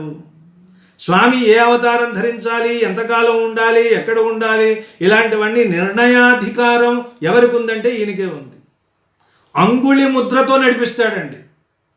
యుద్ధాలు చేసి, చొక్కాలు చించుకుని, కవచాలు చించుకుని, కత్తులు విరగ్గొట్టుకుని, రథాలు విరగ్గొట్టుకుని చేసే యుద్ధం అది ఒక యుద్ధమా? వాడు వీరుడే అండి. మరి యుద్ధం లేకుండానే భయపడిపోయి, యుద్ధం ఆగిపోయి వాళ్ళందరూ వచ్చి శరణాగతులు కావాలి, అలా చేయగలిగిన వాడు విశ్వక్సేనుడు ఒకడే. ఆయన వేలు ఇలా చూపించాడంటే మొత్తం సమస్తమైనటువంటి దుష్టగ్రహాలన్నీ వచ్చి కాళ్ళ మీద పడిపోతాయి అన్నారు. అంగుళి ముద్రతోనే మొత్తాన్ని నడిపిస్తాడన్నారు. అయితే ఆయన నడిపించాలంటే స్వతంత్రమైన నిర్ణయాలు తీసుకునే శక్తి ఆయనకి లేదు. మరి ఎవరిస్తారు? విష్ణుమూర్తే ఆదేశించాలన్నారు. పూని ముకుందునాజ్ఞ కనుబొమ్మనిగాంచి. సేవకుడు అంటే అలాంటి వాడు. చెప్పిన తర్వాత కూడా పని పూర్తిగా చేయని వాళ్ళు. ఇప్పుడు మనం సేవకులను చూస్తూ ఉంటాం. సేవకులు అంటే అర్థం ఏమిటి? చెప్పింది చేయనివాడు ఒక అర్థం. ఇంకొకటి చేసినా సగమే చేసేవాడు రెండవ అర్థం. మూడవది ఏమిటి? ఒకటి చెబితే ఒకటి చేసేవాడు. మనకి సేవకులు ఉండొచ్చు, మనం కూడా ఒకరికి సేవకులుగా ఉండవచ్చు. కాబట్టి సేవ అనేది ఎలా చేయాలి? భృత్యుడి లక్షణాలు ఏమిటి? ఒక హనుమంతుడిని చూసి నేర్చుకోండి, ఒక విశ్వక్సేనుల వారిని చూసి నేర్చుకోండి, ఒక గరుత్మంతుడిని చూసి నేర్చుకోవాలి. ఏమంటే సేవకులు ఏం చేస్తూ ఉంటారు? వెంటనే వాళ్ళు చెప్పేది ఏమిటి, మనం చేసేది ఏమిటి, మనం చేసిందే చాలా ఎక్కువ, ఇలాంటి అహంకార మమకారాలు ఉంటాయి. అలా ఉన్నటువంటి వాళ్ళు సేవాధర్మంలో ఉండడానికి ఎంత మాత్రం పనికిరారు. యజమాని కంటే సేవకుడే గొప్పవాడు. సేవక స్థానం రావడం అనేది చాలా చాలా చాలా పుణ్యం చేస్తే తప్ప సేవకుడుగా ఉండే అవకాశం ఎవరికీ దక్కదండి. మనం అనుకుంటూ ఉంటాం, మనం అనుకున్నది ఏది సరి అయినది కాదు. మొట్టమొదటి అది మనం గుర్తించాలి. మనం ఇది చాలా గొప్పది అనుకున్నది ఎప్పుడు గొప్పది కాదు. అది అన్నిటికంటే అధమాతి అధమమైనది. కాబట్టి యజమాని ఎప్పుడూ గొప్పవాడు కాదు. తర్వాత వాడు పాపాత్ముడు అవుతాడు, మళ్ళీ నరకానికి పోతాడు, మళ్ళీ పుడతాడు. సేవకుడే గొప్పవాడు. ఆ సేవని నిష్ఠగా చేసినట్టయితే వాడికి పరమపదం లభిస్తుంది. కాబట్టి ఇక్కడ విశ్వక్సేనుడు కూడా ఏం చేస్తాడు? శ్రీమన్నారాయణుడి కనుసైగ చేసి చూసి తన పనిని తాను ప్రారంభించేస్తాడు. పిలవడం, ఇదిగో నువ్వు ఇవి చెయ్యాలి, ఈరోజు చేయవలసిన పనులు, ఇవన్నీ చెప్పాడు అంటే ఇంకంతే. నువ్వెందుకు? ఉన్నా ఒకటే, లేకపోయినా ఒకటే. మనసు తెలుసుకుని ప్రవర్తించే వాళ్ళే గొప్పవాళ్ళు తప్ప, మాట వచ్చిన తర్వాత నువ్వు పని చేశావంటే ఆ పని చేయడానికి నీకు యోగ్యత లేదన్నట్టు. అందువల్ల విష్ణుమూర్తి ఏది చెప్పట. ఆయన ఒక్కసారి ఆయన కనుబొమ్మల కదలికల్ని బట్టి ఈయన ఇక్కడ కార్యాచరణ ప్రారంభమవుతుంది అన్నారు. కాబట్టి యజమానికి దాసుడికి ఉండవలసిన సంబంధం, యజమానికి భృత్యుడికి ఉండవలసినటువంటి సంబంధం, భృత్యుడి యజమానిని ఎలా సేవించాలి, యజమాని భృత్యుడిని ఎలా చూసుకోవాలి, భృత్యత్వంలో ఉన్న గౌరవాన్ని, దాన్నే మనం డిగ్నిటీ ఆఫ్ లేబర్ అని ఆంగ్లంలో బ్రహ్మాండంగా అంటున్నామే, అవన్నీ మనకి ఇక్కడ కనిపిస్తాయి. పూని ముకుందునాజ్ఞ కనుబొమ్మనే గంచి, సిద్ధంగా ఉంటాడ. పూని అంటే ఎప్పుడెప్పుడు ఆయన ఏ పని చెబుతాడా, చెప్పాలని మనసులో అనుకుంటాడా అని సిద్ధంగా ఉండి ప్రయత్నపూర్వకంగా ముకుందుడు అన్నాడు. ముకుందుడు అంటే విష్ణుమూర్తి. ముకుందదాతి ఇది ముకుంద, మోక్షాన్ని ఇచ్చేవాడు ముకుందుడు. పూని ముకుందునాజ్ఞ కనుబొమ్మనే గాంచి, కనుబొమ్మనే గాంచి అంటే మాట్లాడడానికి ఇష్టం లేనప్పుడు, అంత సమయం లేనప్పుడు ఏం చేస్తాం మనం? కనుబొమ్మలతోనే సమాధానాలు చెప్తాం, ప్రశ్నలు వేస్తాం, పని చెబుతాం, అంటాడనమాట. అంతే. కనుబొమ్మనే గాంచి ఏం చేస్తాడండి ఈయన? అజాండ భాండముల్వానను. అజాండము అంటే బ్రహ్మాండము అన్నారు. అజ అంటే బ్రహ్మదేవుడు. అజ అంటే పుట్టుక లేనివాడు అని అర్థం. అజుడు అన్న పదానికి రూఢి అయిపోయింది అంతే. అంటే పుట్టుక లేనివాడు అందరినీ బ్రహ్మదేవుడు అంటామా అనమాట. విశేషార్థంలో విష్ణుమూర్తిని అనొచ్చు, శివుణ్ణి అనొచ్చు, కొంతమందికి మాత్రమే అది పరిమితం. కానీ అజ అన్న శబ్దం పూర్తిగా బ్రహ్మదేవుడికి స్థిరపడిపోయింది. ఇప్పుడు ఉత్తమాంగం అంటామండి. ఉత్తమాంగం అంటే తల అని అర్థం. శరీరంలో ఉత్తమాంగం ఏమిటి? అదే కదా. కాబట్టి ఏదైతే ఉత్తమమైన అంగమో అది అని చెప్పకూడదు అక్కడ. ఉత్తమాంగం అంటే ఆ అర్థం అంతా మర్చిపోయి శిరస్సు అంతే. ఇక్కడ కూడా అంతే. అజ అంటే బ్రహ్మదేవుడు అని అర్థం. అజ అండము అంటే బ్రహ్మాండము. బ్రహ్మాండం అని చెప్తాం కదా మనం. ఈ బ్రహ్మాండం అంటే ఒక లోకం అనుకోండి. ఇలాంటి లోకాలు మనకి తెలిసి 14 అంటున్నాం. కానీ విరాట్ పురుషుడు అన్నామే. విరాట్ పురుషుడు యొక్క శరీరం మీద వెంట్రుకలు ఉంటే ఆ వెంట్రుకకి మధ్యలో ఉన్నటువంటి భాగంలో కొన్ని కోట్ల బ్రహ్మాండాలు ఉన్నాయని పురాణాలు చెప్తుంది. 1 కాదు 2 కాదు, కొన్ని కోట్లు. అలాంటి బ్రహ్మాండాలని ఈయన వానుట అని ఒక అంచ తెలుగు క్రియ వేశాడు. చూడండి ఎంత విశేషంగా ఉంటుంది. వానుట ఒక క్రియ. తినులాగా వాను అంటే కుండలు చేయడం అని అర్థం అనమాట. తెలియని వాళ్ళు ఏమంటారంటే కులాలుడు కుండలు చేసెను అంటే తప్పు. కులాలుడు కుండలు వానును. వానుట అనేది క్రియ. అది కేవలం కుండలు తయారు చేయడానికి మాత్రమే వాడేటటువంటి క్రియ. కొన్ని చోట్ల కొన్ని క్రియలనే వాడాలి, ఒకదాని బదులు ఒకటి వాడకూడదు అనమాట. ఇప్పుడు చూడండి. పూని ముకుందునాజ్ఞ కనుబొమ్మనే గాంచి అజాండ భాండముల్ వానను. అజాండము అంటే బ్రహ్మాండము. బ్రహ్మాండాలని కుండలతో పోలుస్తున్నాడు. అజాండ భాండముల్ వానను. బ్రహ్మాండాలు అనే కుండల్ని వానుట అంటే తయారు చేయటం. వానడం అంటే చూడండి సారే ఉంటుంది, దాన్ని కూడా చక్రం అనకూడదు. మళ్ళీ కుమ్మరి చక్రం అంటే కుదరదు. శ్రీశ్రీ కూడా కుమ్మరి చక్రం కమ్మరి మగ్గం అన్నాడు. సారే అనాలి, దానికి ఉన్నటువంటి పేరు అనమాట అది. కాబట్టి ఆ సారె మీద ఈ మట్టి ముద్దను పెట్టి ఆ కుండని చేసిన తర్వాత దాన్ని ఇలా కోసి ఇలా తీసి పెడతాడు కదా, దానికి వానుట అని పేరు. పూని ముకుందునజ్ఞ కనుబొమ్మనే గంచి అజాండ భాండముల్ వానను. అజాండములు అనే భాండములు కుండల్ని వానను అంటే వానడం కోసం, అంటే తయారు చేయడం కోసం. అజాండ భాండముల్ వానను అలా వానడం కోసం తనని తీసుకున్నట్ట. కొనే తనని తీసుకున్నాడా అన్నట్లుగా. తను అంటే ఏమిటి ఇక్కడ? వేత్రము అంటే ఏం లేదండి, అక్కడ ఉన్న భావం ఏమిటంటే ఇందాక చెప్పినట్లుగానే విశ్వక్సేనుల వారి చేతిలో ఉన్న బెత్తం చివర కదిలితే సృష్టి ప్రారంభమవుతుంది. విశ్వక్సేనుల వారి చేతిలో ఉన్న బెత్తం చివర ఆగిపోతే సృష్టి ఆగిపోతుంది, ప్రళయం వస్తుంది. కాబట్టి ముకుందుడు ఒక్కసారిగా కనుసైగ చేశాడు, నాయనా విశ్వక్సేన అన్నాడు అంతే. అని కూడా అల్లా కనుబొమ్మలు ఎగరేశాడు అంతే. అంతే. ఆయన ముఖమే ఈయన చూస్తూ ఉంటాడు కాబట్టి ఆయనకి ఆ సైగ అందిందనమాట, ఆ సౌమ్యం వచ్చింది. వెంటనే ప్రారంభం చేశాడు. పూని ముకుందునాజ్ఞ కనుబొమ్మని గంచి చూసి అజాండ భాండముల్వానను. అజాండములు అనే కొండల్ని వానడం కోసం అజాండ భాండముల్వానను మీద పోవ నడవన్.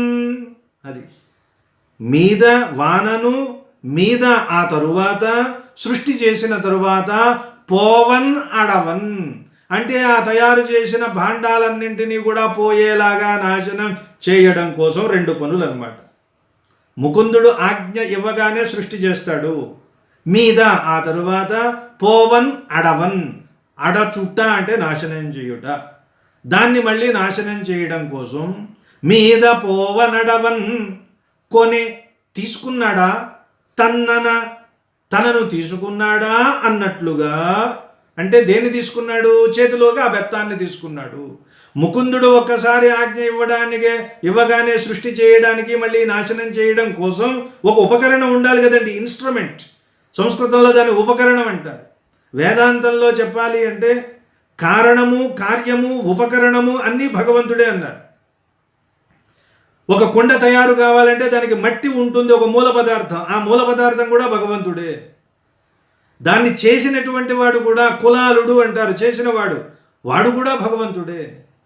అది చేయడానికి ఉపకరించినటువంటివి ఏవైతే ఉంటాయో పరికరాలు అవన్నీ కూడా భగవంతుడే. కాబట్టి కారణము, కార్యము, కారణము అంటే మూలమైనది, ఈ జగత్తు మొత్తానికి కారణం భగవంతుడు అని ఏ వేదాంతం చెప్పినా ఏ సైన్స్ చెప్పినా అదే.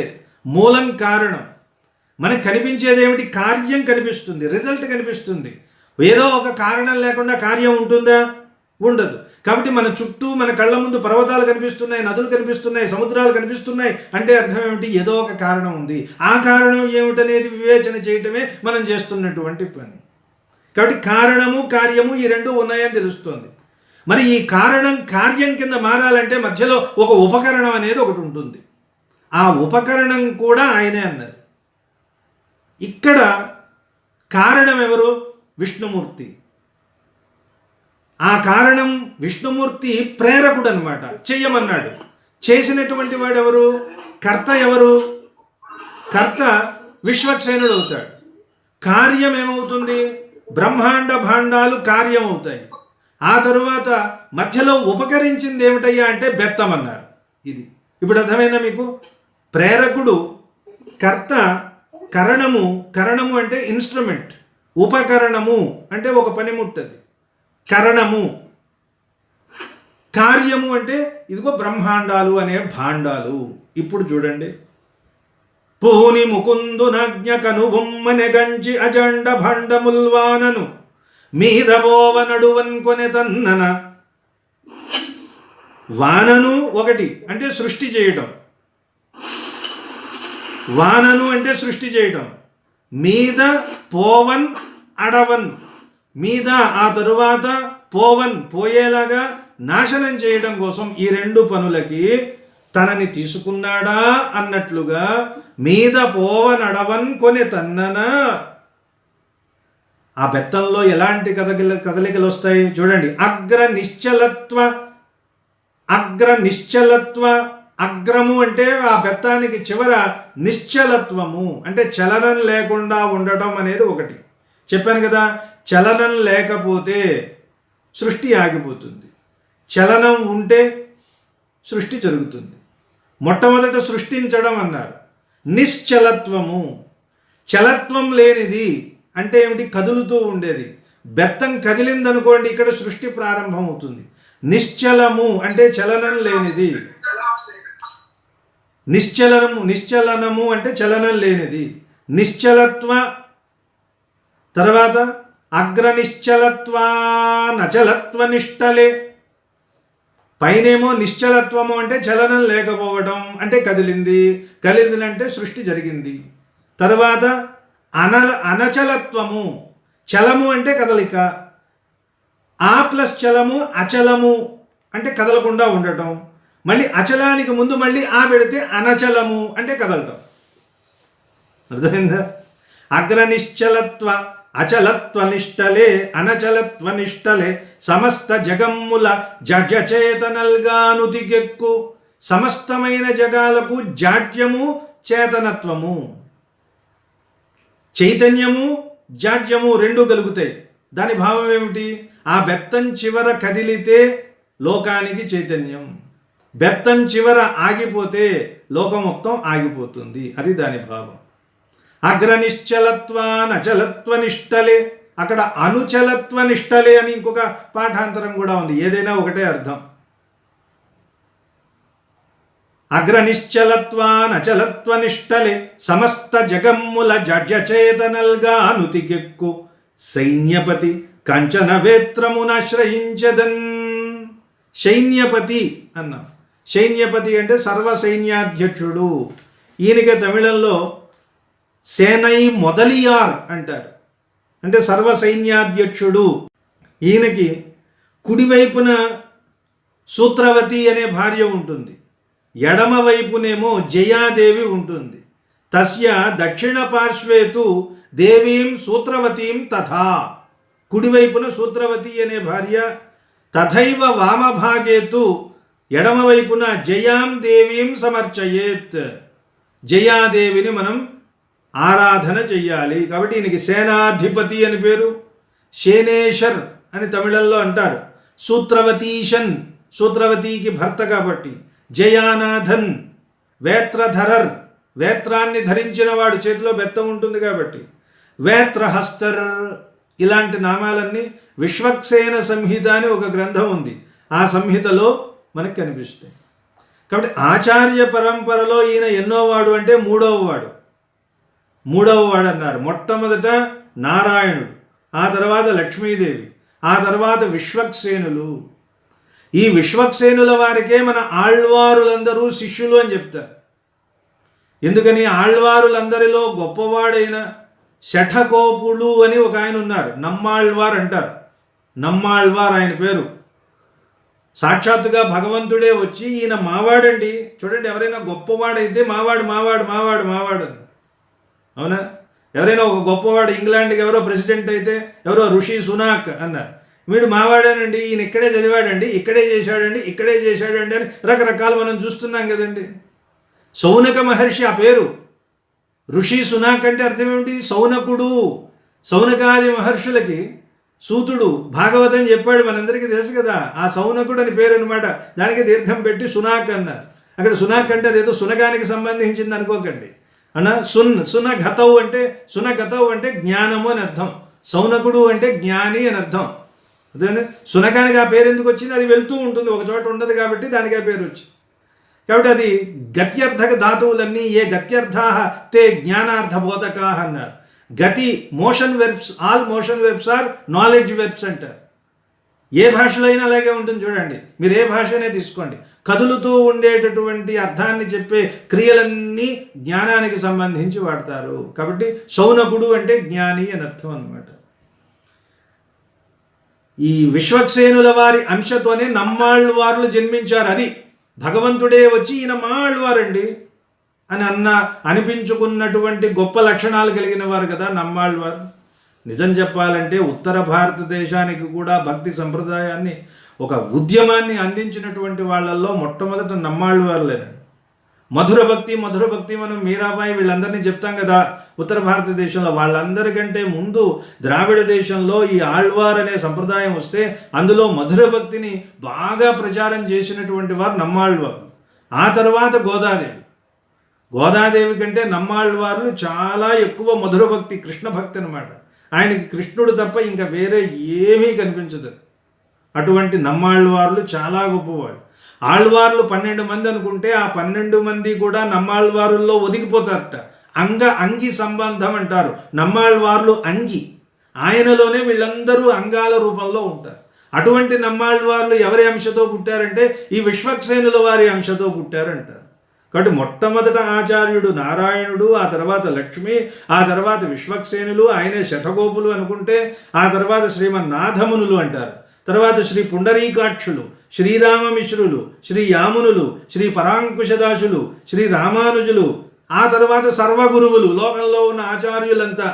ఆ తర్వాత పరమ గురువులు, అంటే మన గురువుకి గురువులు ఎవరో పరంపర ఉంటుందిగా వారు. ఆ తర్వాత అస్మద్ గురువులు, అస్మదాచార్య పర్యంతం అంటే ఇదనమాట. మొట్టమొదటి ఆచార్యుడు ఎవరు? ఆయన నారాయణుడు. అలా మొత్తం మనకి గురువులు ఎంతమంది ఉంటారయ్యా అంటే 13 మంది. ఆ 13 మందిలో 3వ గురువు ఎవరు? ఆచార్యుడు ఈ విశ్వక్సేనుల వారు. ద్వారపాలకులు ఉన్నారు, జయుడు విజయుడు, వీళ్ళిద్దరే మనకి తెలుసు. ఆ ద్వారపాలకులలో చండు అని ఇంకొకడు కూడా ఉన్నట్ట. ఆ చండు యొక్క అంశే విశ్వక్సేనుల వారు అని కూడా చెప్తారు. విష్ణుమూర్తిలాగే అచ్చం శంఖం చక్రం ధరించుంటారు. భూలోకానికి వైకుంఠానికి మధ్య వారధిలాగా పనిచేసేవాడు. జీవులందరినీ పరమాత్మ దగ్గరికి తీసుకువెళ్ళి పరమాత్మ అనుగ్రహాన్ని పొందేలాగా చేస్తాడు. ఆయన సర్వ సైన్యాధ్యక్షుడు, విష్ణుమూర్తికి ప్రతినిధి, సృష్టి చేస్తాడు. స్వామికి కావలసినటువంటి సమస్తమైన పరిచర్యలన్నింటినీ జరిగేలాగా చూసుకుంటాడు. అలాంటి విశ్వక్సేనుల వారిని రాయల వారు ఈ పద్యంలో స్తుతి చేశాడు. ఒక్కసారి పద్యం చూసి తరువాత పద్యానికి వెళ్దాం. పూని ముకుందునాజ్ఞ కనుబొమ్మనెగాంచి అజాండ భాండముల్వానను మీద పోవ నడువన్ కొనెతన్నన వానుట సృష్టి చేయుట మీదన్ పోవన్ అడవన్ తరువాత నాశనం చేయుట 2 పనులండి. సృష్టి చెయ్యాలి అంటే బెత్తం కదలాలి. అగ్ర నిశ్చలత్వ, చలనం లేకుండా ఉండడం నిశ్చలత్వం అంటే అర్థమేమిటి? కదులుతోంది. ఆ తర్వాత అగ్రనిశ్చలత్వానుచలత్వనిష్టలే. ఇందులో మీకు ఇచ్చినటువంటి పాఠంలో నిశ్చలత్వ అనుచలత్వ, అనుచలనము అంటే అక్కడేమో పైన కదలటం, ఇక్కడ కదలకుండా ఉండటం అన్నమాట. చలనం అంటే చలనం ఉండటం, అచలం అంటే కదలకుండా, అక్కడ చలనం ఉంది ఇక్కడ చలనం లేకుండా ఉంది, దానికి మళ్ళీ పెడితే మళ్ళీ చలనమే, అదనమాట. అంటే ఒక్కసారి బెత్తం పైన కదిలింది అంటే సృష్టి ప్రారంభం అవుతుంది, బెత్తం ఆగిపోయింది అంటే మళ్ళీ ప్రళయం వస్తుంది. అగ్రనిశ్చలత్వానుచలత్వనిష్టలే సమస్త జగమ్ముల జాడ్య చేతనల్గానుతికెక్కు. అది సమస్త జగమ్ములకు జాడ్యము చేతనము అన్నీ వరుస క్రమాలంకారం అనమాట. పైన 2 చెప్పాడు, ఇక్కడ 2 చెప్పాడు, ఇక్కడ 2 చెప్పాడు. సమస్త జగాలకు జాడ్యము, జాడ్యం పట్టిందంటే ఏమిటి? నాశనం అయిపోయింది. చేతనత్వము అంటే చైతన్యం కలిగింది.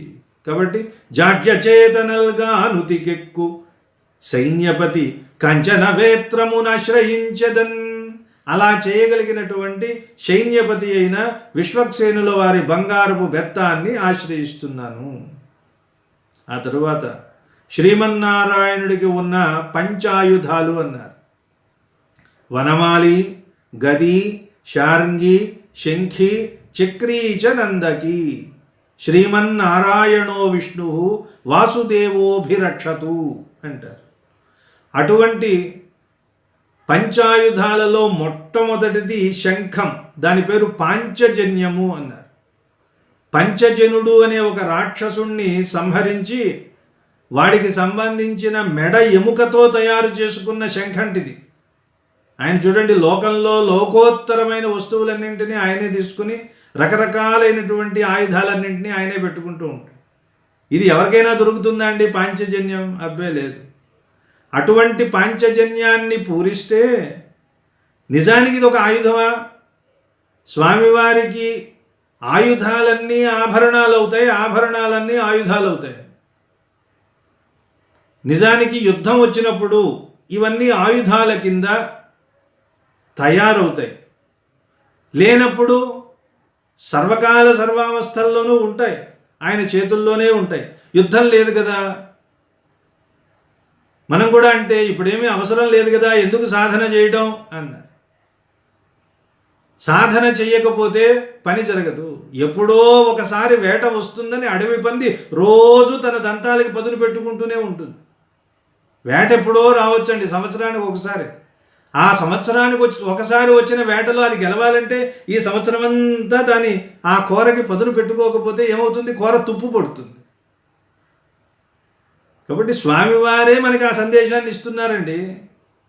నిజానికి ఆయన యుద్ధం చేయాల్సిన అవసరం లేదే, ఒక్కసారి కళ్ళు తెరిచి ఇలా అంటే చాలు ఏదైనా అయిపోతుంది.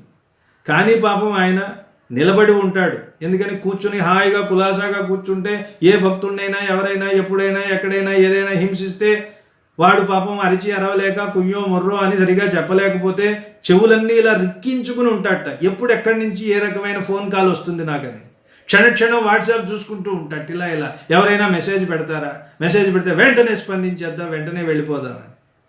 ఎందుకు? ఉత్తమోత్తములు ఎందుకు అవుతారంటే ఎందుకే అవుతారు. వాళ్ళకి చిన్న చితక ఇది గొప్ప ఇది గొప్పది కాదు అనే భేదం లేదు. అది పోవాలి, అది పోతేనే ఉత్తముడు. వీడు గొప్పవాడు వీడు గొప్పవాడు కాదు, వీడు ధనవంతుడు వీడు ధనవంతుడు కాదు, ఇలాంటి ఏ వ్యత్యాసము లేనటువంటి స్థితికి వెళ్ళినప్పుడే మనం ఉత్తమం. ఆ ఉత్తముడు ఎవరయ్యా అంటే ఆయన మాత్రమే. ఉత్తమ అన్నారు. మీరు ఉత్తములు నేను ఉత్తములు ఇలా అనుకుంటూ కూర్చుంటే కుదరదండి. ఉత్తముడు ఎవరయ్యా అంటే ఎవరి గురించి అయితే మనం చెప్పుకుంటామో ఆ చెప్పుకున్నటువంటి వ్యక్తిలో ఉన్నటువంటి గుణాలు, ఆ సద్గుణాలు, ఆ సద్గుణాలని మించినటువంటి గుణాలు లోకంలో ఇంకెక్కడా లేకపోతే అతన్ని మాత్రమే ఉత్తమ అనాలి. ఉత్తమ మా అంటే లేదు, అతని కంటే ఉన్నతత్వం గొప్పది ఇంకొకటి లేకపోతే మాత్రమే ఉత్తమ అనాలి. ఆ పదంలోనే ఉంది. అలాంటి గుణాలు కలిగిన వాడు కాబట్టి ఆభరణాలు కింద ధరించినటువంటివన్నీ ఆయుధాలుగా ఉంటాయి, ఆయుధాలుగా ధరించినవన్నీ ఆభరణాలుగా ఉంటాయి అన్నారు. ఎలా? చక్రం శాస్తి సుకర్మయోగ కలనం. ఆయుధాలు ఊరికే పెట్టుకోడు, 4 రకాలైన సందేశాలు ఇస్తూ ఉంటాయి. చక్రం అనేది కర్మయోగానికి ప్రతీక అన్నారు. స్వామి చేతిలో ఉన్న చక్రం కర్మయోగము. మరి చేతిలో ఉన్న పాంచజన్యం అది జ్ఞానం అనే యోగానికి ప్రతీక. 4 చేతులు ఉంటే 4 చేతులలో కూడా 4 పనులు చేస్తూ ఉండేవాడు పరమాత్మ. అందుకైనా మనం దేవుడు అనాలి. ఇంకొకటి మీకు నచ్చినా నచ్చకపోయినా సరే. 4 చేతులు ఉంటే 2 చేతులతో చేసి 2 చేతులు దాచుకుందాం అనుకోలేదే. 4 చేతులతో 4 సందేశాలు ఇస్తున్నాడు. చక్రాన్ని ధరించి ఇది కర్మయోగం నాయన, కర్మ చేయండి, మీ పని మీరు చేయండి. అయితే ఆ చేసే పనిలో నువ్వు ఉన్నావని మాత్రం అనుకోకండి. నేను లేనటువంటి స్థితిలో నా పనిని నేను చేశాను, ఇక్కడ ఈ నేను కాదు.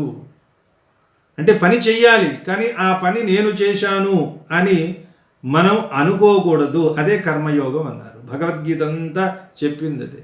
నీ పని నువ్వు చెయ్యాలి, కానీ ఆ చేసినటువంటి కర్తృత్వాన్ని నువ్వు నీ మీద ఆపాదించుకోకూడదు. నేను చేశాను అనే భావన నీకు ఉండకూడదు. దాన్ని సాధన చేయటమే కర్మయోగం అన్నారు. ఆ కర్మయోగానికి ప్రతీక ఎవరయ్యా అంటే సుదర్శనుడు. సుదర్శన నువ్వు ఈ పని చెయ్యని ఆయన చెప్పక్కర్లేదట. మనసులో ఆయన ఇలా అనుకోగానే సుదర్శనుడు బయటకు వచ్చేస్తాడన్నాడు. ఆ చేతిని విడిచిపెట్టి ముందుకు వెళ్ళి ఆయన పని చేసేస్తాడు. కాబట్టి చక్రం శాస్తి సుకర్మయోగ కలనం జ్ఞానంచ శంఖస్తదా. శంఖం ఎలాంటిదండి అన్నారు. జ్ఞానము. ఒక చేతినేమో నడుం మీద పెట్టుకుంటాడు. ఎందుకని? అయ్యా నన్ను ఆశ్రయిస్తే మీకు ఈ సంసారం అనేది నడుము బంటి, నడుము వరకే వస్తుంది. ఇంకొకటి తన పాదాన్ని ఆశ్రయించమని శ్రీపాద దర్శక హస్తం ఇంకొకటి. ఎప్పుడైనా ఒక్క క్షణమైనా సరే చేయి నొప్పి పెడుతోంది కదా అని లోపల దాచేసుకున్నాడా? లేదు. అలా పెట్టాడు అనుకోండి, ఎవడో మనలాంటి మూఢభక్తుడు వస్తాడు, ఇంకో చెయ్యి ఇక్కడ పెట్టలేదే, స్వామివారి పాదాన్ని ఆశ్రయించాలని నాకు తెలియలేదు అని ఎవడో ఒకడు అనొచ్చు. అందువలన ఆయన నిరంతరం ఆ చేతిని చూపిస్తూ ఉంటాడన్నమాట. కాబట్టి ఇలాంటి 4 చేతులతో 4 పనులు చేయగలిగినటువంటి శక్తియుక్తులు, అపారమైనటువంటి కరుణ ఉన్నవాడు కాబట్టి ఆయన భగవంతుడు అన్నారు. అలాంటి స్వామికి ఆభరణాలుగా ఉన్న ఆయుధాలుగా ఉన్న ఆభరణాలు, అందులో మొట్టమొదట పాంచజన్య వైభవాన్ని మనం ఈ పద్యం ద్వారా చూద్దాం. చూడండి. పూని ముకుందునాజ్ఞ, అది విశ్వక్సేనుల వారు. తరువాత పాంచజన్యం.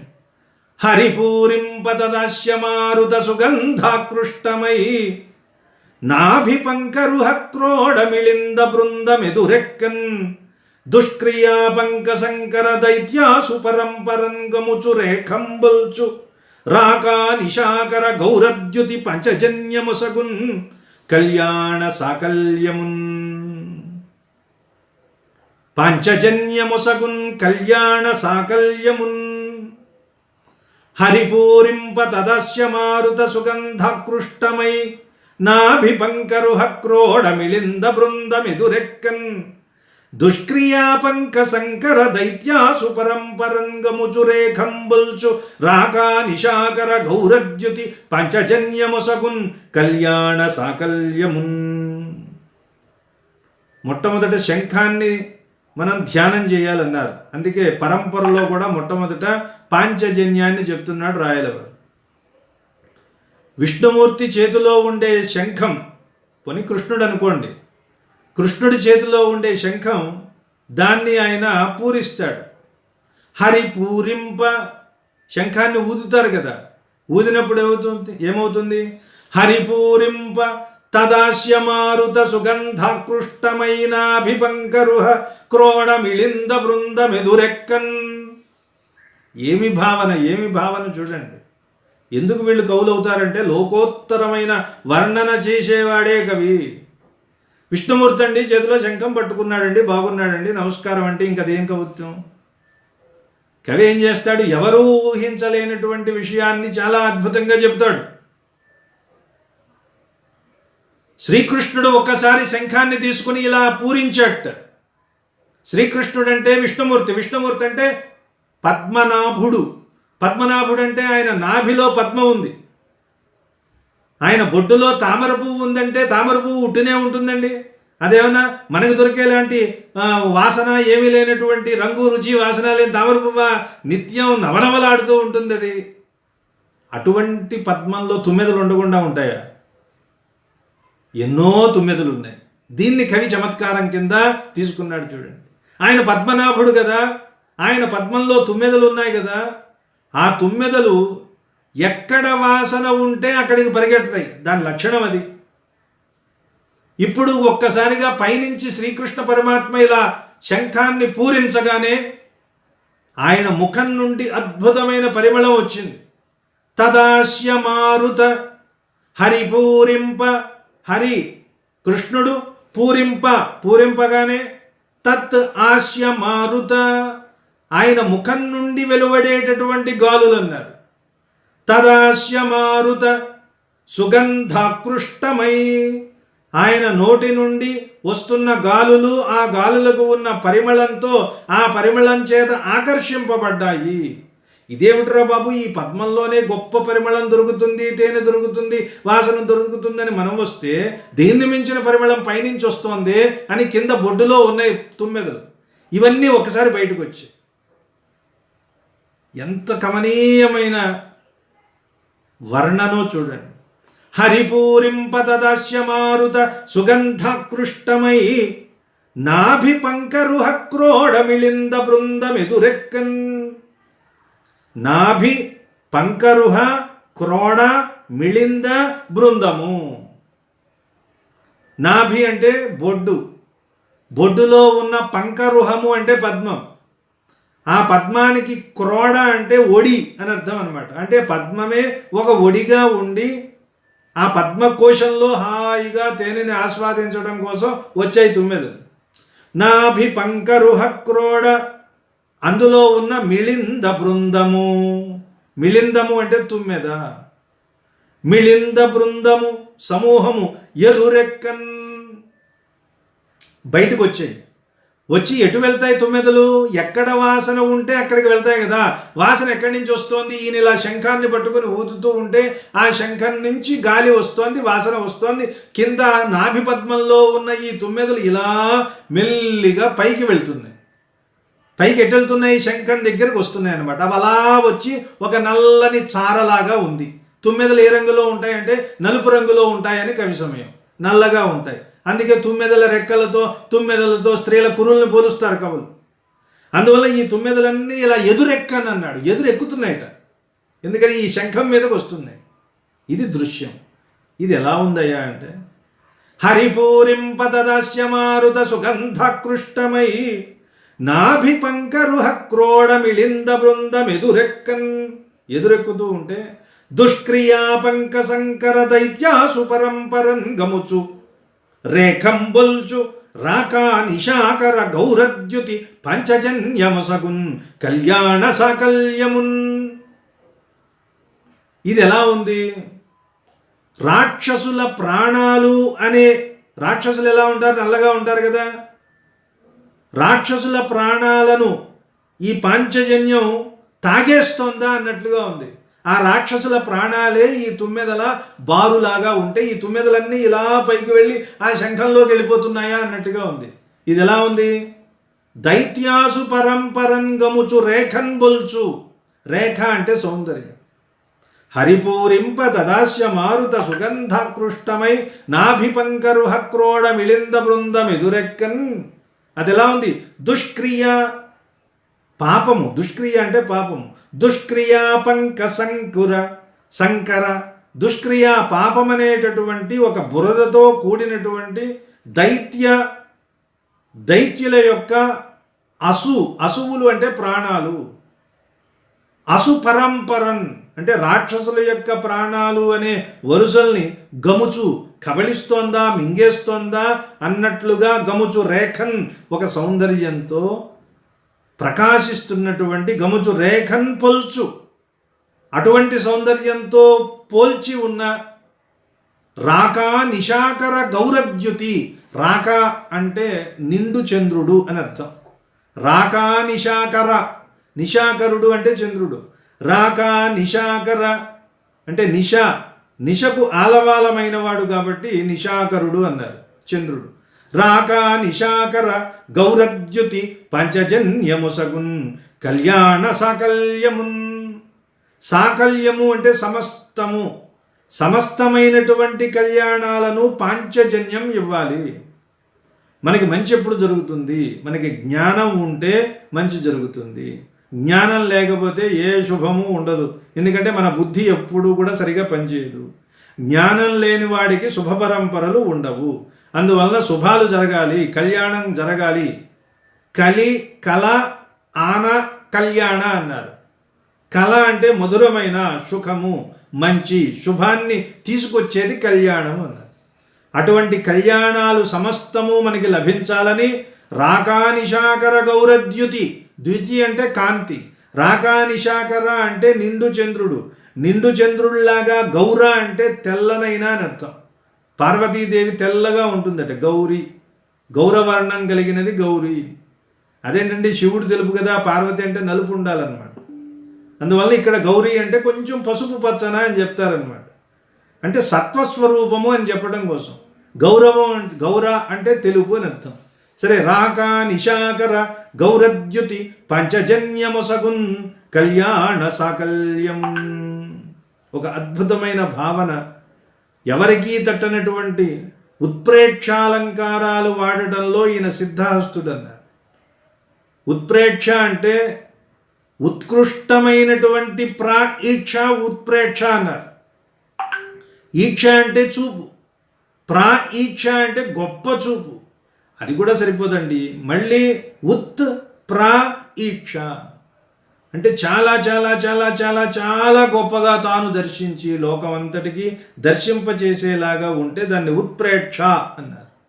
కాబట్టి ఉత్ప్రేక్షాలంకారానికి పెట్టింది పేరు ఎవరయ్యా అంటే శ్రీకృష్ణ దేవరాయల వారి.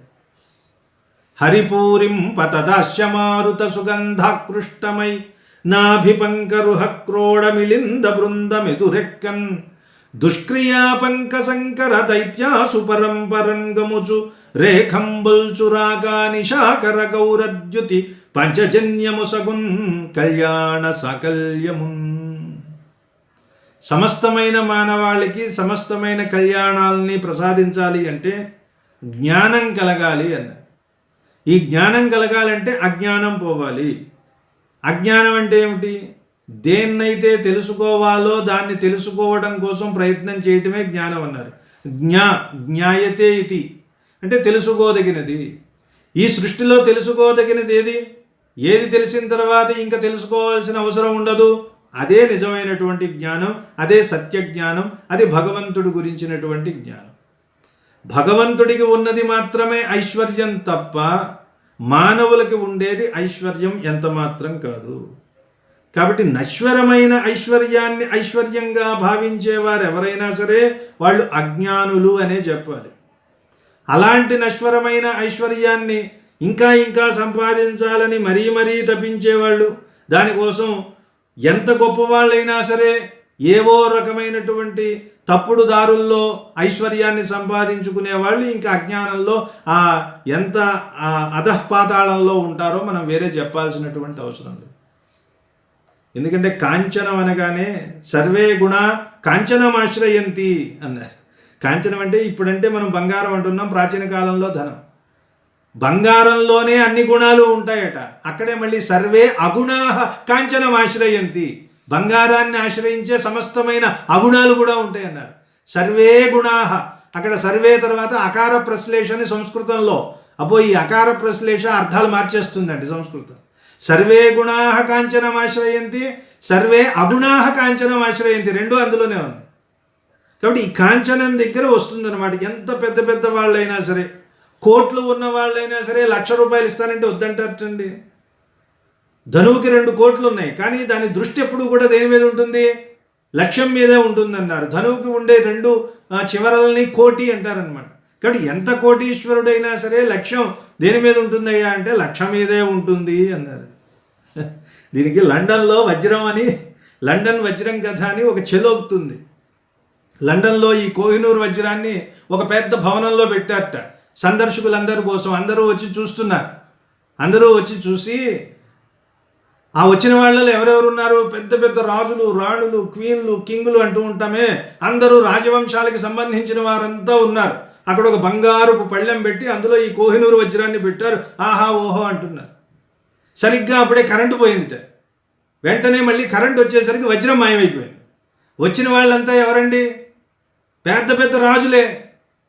మరి ఈ వజ్రం ఏమైపోయిందన్నారు. అప్పుడు అందరూ ప్రకటన చేశారు, ఏమండి ఇక్కడ ఉన్న వాళ్ళంతా గొప్పవాళ్ళు, మేము అందరినీ పట్టుకుని తనిఖీలు చేశామనుకోండి పరువులు పోతాయి, ఎవరో ఒకరి దగ్గర ఉంది. కాబట్టి ఒక పని చేస్తాం, మేము ఇప్పుడు మళ్ళీ ఒకసారి లైట్లు తీసేస్తాం. తీసిన వారు ఎవరైనా ఉంటే వచ్చి జాగ్రత్తగా అక్కడ పెట్టేశారనుకోండి మన పరువు కాపాడినట్టు అవుతుందని లైట్లు తీసేశారట. మళ్ళీ లైట్లు వేశారు. ఈసారి బంగారు పళ్ళెం పోయింది. అంతకుముందు వజ్రంతో పాటు రెండోసారి ఏం పోయింది? బంగారపు పళ్ళెం కూడా పోయిందన్నారు. కాబట్టి సర్వే గుణా కాంచనమాశ్రయంతి. కాబట్టి అసలైన ఐశ్వర్యం ఏదో తెలుసుకుని ఆ ఐశ్వర్యాన్ని సాధించడం కోసం మానవుడిగా పుట్టిన ప్రతి ఒక్కడు కృషి చెయ్యాలి. మానవుడు అంటే మర్త్యుడు అన్నారు, మోర్టల్, నాశనం అయ్యేవాడు. ఈ మర్త్యుడు అమర్త్యుడు కావాలి అంటే ఏది ఐశ్వర్యమో తెలుసుకొని దానికోసం మనం కృషి చెయ్యాలి. ఆ మార్గంలో మనకి భగవంతుడి స్వరూపం కానీ, భగవంతుడితో ఉన్న ఆయుధాలు కానీ, ఆ భగవంతుడిని సేవించేటటువంటి ప్రతి ఒక్క పాత్ర మనకి ఎంతో ఉన్నతమైన సందేశాన్ని ఇస్తుంది. అలాంటి విశేషాలన్నింటినీ మనం తెలుసుకుంటూ ఇంకా ముందుకు సాగుదాం. ఈ రోజుకి పాంచజన్యంతో స్వస్తి వాక్యాలు పలుకుదాం. స్వస్తి ప్రజాభ్యః పరిపాలయంతాం న్యాయేన మార్గేణ మహిం మహీషాః. గోబ్రాహ్మణేభ్యః శుభమస్తు నిత్యం. లోకాః సమస్తాః సుఖినో భవంతు. స్వస్తి.